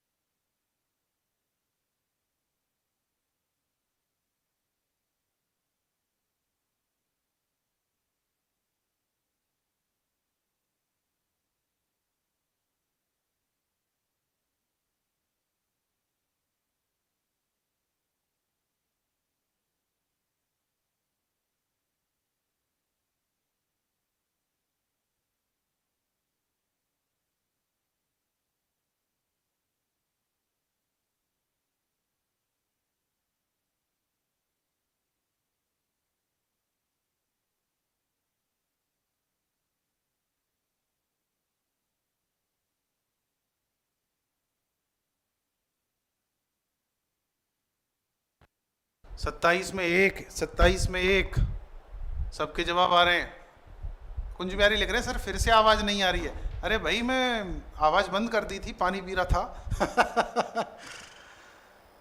प्रश्न था ना आपके सामने, आ रही होगी आवाज। गिरिराज लिख रहे हैं गुरुजी आवाज नहीं आ रही है। आ रही है भैया, मुझे दिख रहा है, सुनाई भी दे रहा है। तो इस प्रश्न का जवाब क्या हो जाएगा, देखें, मिलान करें। 27 का ए, इस लिटरेचर हिंदुस्तानी गया है, तो ए का 4 किस में है, ए का 4 2 में है, तो अभी हम इसको लगा नहीं सकते। बी है the modern vernacular literature of Hindustan, ये अंग्रेजी भाषा में लिखा गया। तो बी का एक किसमें है? बी का एक इधर इसमें है, बी का एक दूसरी जगह कहीं नहीं है, इसलिए उत्तर क्या हो जाएगा प्रश्न का? 1 नंबर विकल्प। अब इसको थोड़ा सा खोल करके समझ लें। और सी का 5 यानी शिव सिंह सरोज किस भाषा में लिखा गया? हिंदी में। डी का 3 तबका शुअरा या तजाकराई सुअराई हिंदी, ये जो ग्रंथ लिखा गया था ये किस में लिखा गया था? उर्दू में। और उसके बाद हिंदुई साहित्य का इतिहास, ये किस में लिखा गया था? हिंदी में। तो इस तरह से इसका उत्तर क्या हो जाएगा? विकल्प नंबर 1। अगले प्रश्न पर आइए, प्रश्न नंबर 28, ये रहा आपके सामने। प्रश्न number 28, modern vernacular literature of Hindustan, इतिहास ग्रंथों के नाम दिए हैं और बताना है काल क्रमानुसार, प्रकाशन वर्ष के अनुसार कौन सा सही है। बहुत शानदार प्रश्न है, जवाब दीजिए आप इसका। बहुत ही शानदार प्रश्न है ये। प्रश्न नंबर 28, फटाफट जवाब दीजिए इसका, फटाफट जवाब दीजिए प्रश्न नंबर 28 का। देखें हम लोग, modern vernacular literature of Hindustan कब प्रकाशित हुआ था? क्या वर्ष है इसका? 1889 ईस्वी। इस्तवार दरा लिटरेतुर हिंदुस्तानी कब प्रकाशित हुआ था? 1839 ईस्वी। शिव सिंह सरोज कब प्रकाशित हुआ था? ईस्वी। तजाकीराई स्वराई हिंदी 1848 ईस्वी। मिश्र बंधु विनोद 1913 ईस्वी। भाषा काव्य संग्रह 1873 ईस्वी। और अब देखना है कि सबसे पहले कौन सा आएगा इनमें से। तो सबसे पहले आएगा 1839 ईस्वी। ख कहाँ है? नंबर 4 में। ये लीजिए, उत्तर अपने आप मिल गया, अपने आप मिल गया। चलिए, समझ में आया होगा आपके। अगले प्रश्न पर, प्रश्न नंबर 29, ये रहा आपके सामने, ये रहा। हिंदी साहित्य इतिहास लेखन की परंपरा में सर्वप्रथम किस पद्धति में इतिहास लेखन हुआ? 4 विकल्प हैं आपके सामने, 1, 2, 3, 4, विधेयवादी, वर्णानुक्रमी और कालानुक्रमी ऐतिहासिक। बताएं, जवाब दें प्रश्न नंबर 29 का। ये प्रश्न पूछा है आपसे कि गारसादा तासी ने जो इतिहास ग्रंथ लिखा था, जो कि हिंदी साहित्य का प्रथम इतिहास ग्रंथ है, वह इतिहास ग्रंथ किस पद्धति में लिखा गया था? पहला तो वही है ना, तो सर्वप्रथम लिखा गया था वर्णानुक्रमी पद्धति में। 29 का जवाब क्या हो जाएगा? 2। प्रश्न नंबर अगला आपके सामने, 30 नंबर।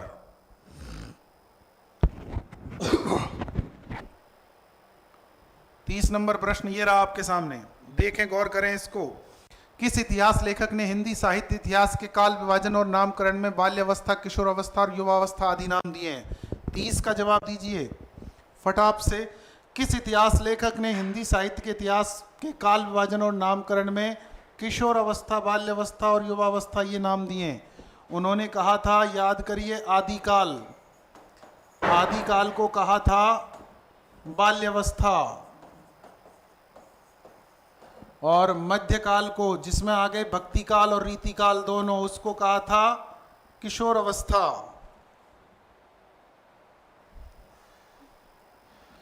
उसको क्या कहा था? किशोर अवस्था। और आधुनिक काल को कहा था युवावस्था। युवावस्था। कौन था वो इतिहास लेखक?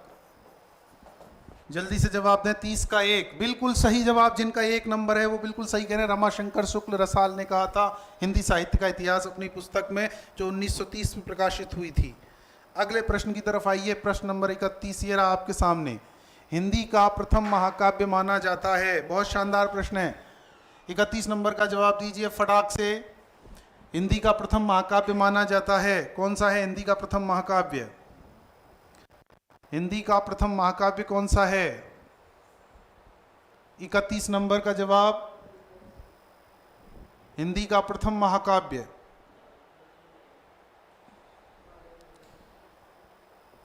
हिंदी का प्रथम महाकाव्य पृथ्वीराज रासो, और खड़ी बोली हिंदी का प्रथम है प्रिय प्रवास। ध्यान रखना है इनको दोनों को। अगले प्रश्न पर, 32 नंबर प्रश्न पर, 1857 ईस्वी के पहले के समय को प्रारंभिक काल या उन्मेष काल की संज्ञा देते हैं। उसे वे प्रथम उत्थान काल, प्राचीन काल, पूर्व आधुनिक काल या किसी भी नाम से अभिहित करने की छूट देते हैं और उसे 3 केंद्रों धर्माश्रित काव्य, राज्याश्रित काव्य और लोकाश्रित काव्य में विभाजित करते हैं। ये पंक्तियां किस इतिहास ग्रंथ से संबंधित हैं? 32 नंबर का प्रश्न किस इतिहास ग्रंथ से संबंधित है? प्रश्न नंबर 32। प्रश्न नंबर 32 का उत्तर दीजिए फटाफट। आप लोगों को ये ध्यान रखने शब्द धर्माश्रित काव्य, राज्याश्रित काव्य और लोकाश्रित काव्य, ये 3 ध्यान रखने हैं आपको। चर्चा हो सकती है आपसे। ये गणपति चंद्र गुप्त के इतिहास ग्रंथ से संबंधित है, हिंदी साहित्य का वैज्ञानिक इतिहास। उत्तर हो जाएगा इसका 2 नंबर। अगले प्रश्न पर आइए, प्रश्न नंबर 33 पर। प्रश्न नंबर 33 ये रहा आपके सामने। किस विद्वान ने कवियों के नाम पर काल विभाजन किया है?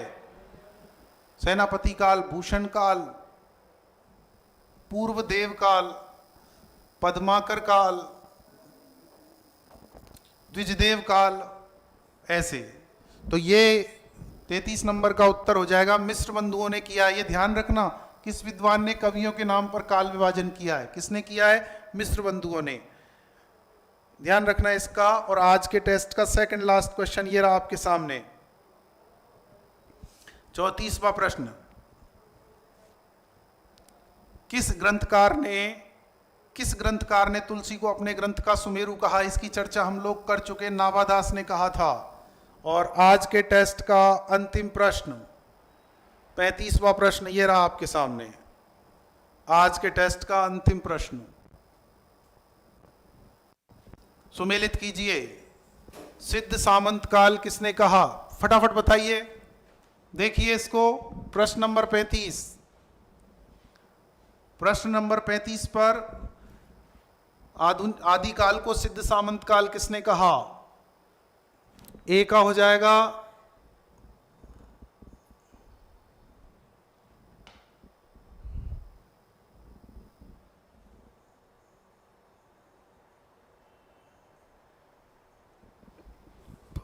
ए का हो जाएगा 4। किस में है ए का 4? 2 विकल्पों में, इसलिए अभी उत्तर नहीं लगा सकते। चारण काल डॉक्टर राम कुमार वर्मा है? नहीं है। यदि संधि काल और चारण काल कहीं शब्द है तो सबसे पहले हम ढूंढेंगे राम कुमार वर्मा को, और केवल चारण काल दिया है और राम कुमार वर्मा नहीं है तो हम जाएंगे ग्रियर्सन जी के साथ।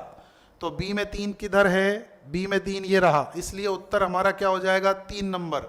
आरंभिक काल किसने कहा? मिश्र बंधुओं ने। तो सी का क्या हो जाएगा? 2। और आदिकाल किसने कहा? हजारी प्रसाद द्विवेदी जी ने। डी का क्या हो जाएगा? 1। उत्तर क्या हो जाएगा? सी नंबर, 3 नंबर। 35वें प्रश्न का उत्तर क्या हो जाएगा? 3 नंबर। तो ये था आज का पेपर आपके लिए। कुल मिलाकर के कोशिश की आप लोगों को वो बेहतर से बेहतर मैटर पहुंचाने की प्रश्नों के माध्यम से, कि जिससे आपका दोहरान बहुत अच्छा हो जाए असिस्टेंट प्रोफेसर के लिए। आज के लिए इतना ही। आप सबको बहुत बहुत शुभकामनाएं। भगवान आप सबकी मनोकामना पूरी करे, आपको सहायक आचार्य हिंदी पद पर सुशोभित करे। धन्यवाद। शुभ संध्या। आपको बहुत बहुत शुभकामनाएं।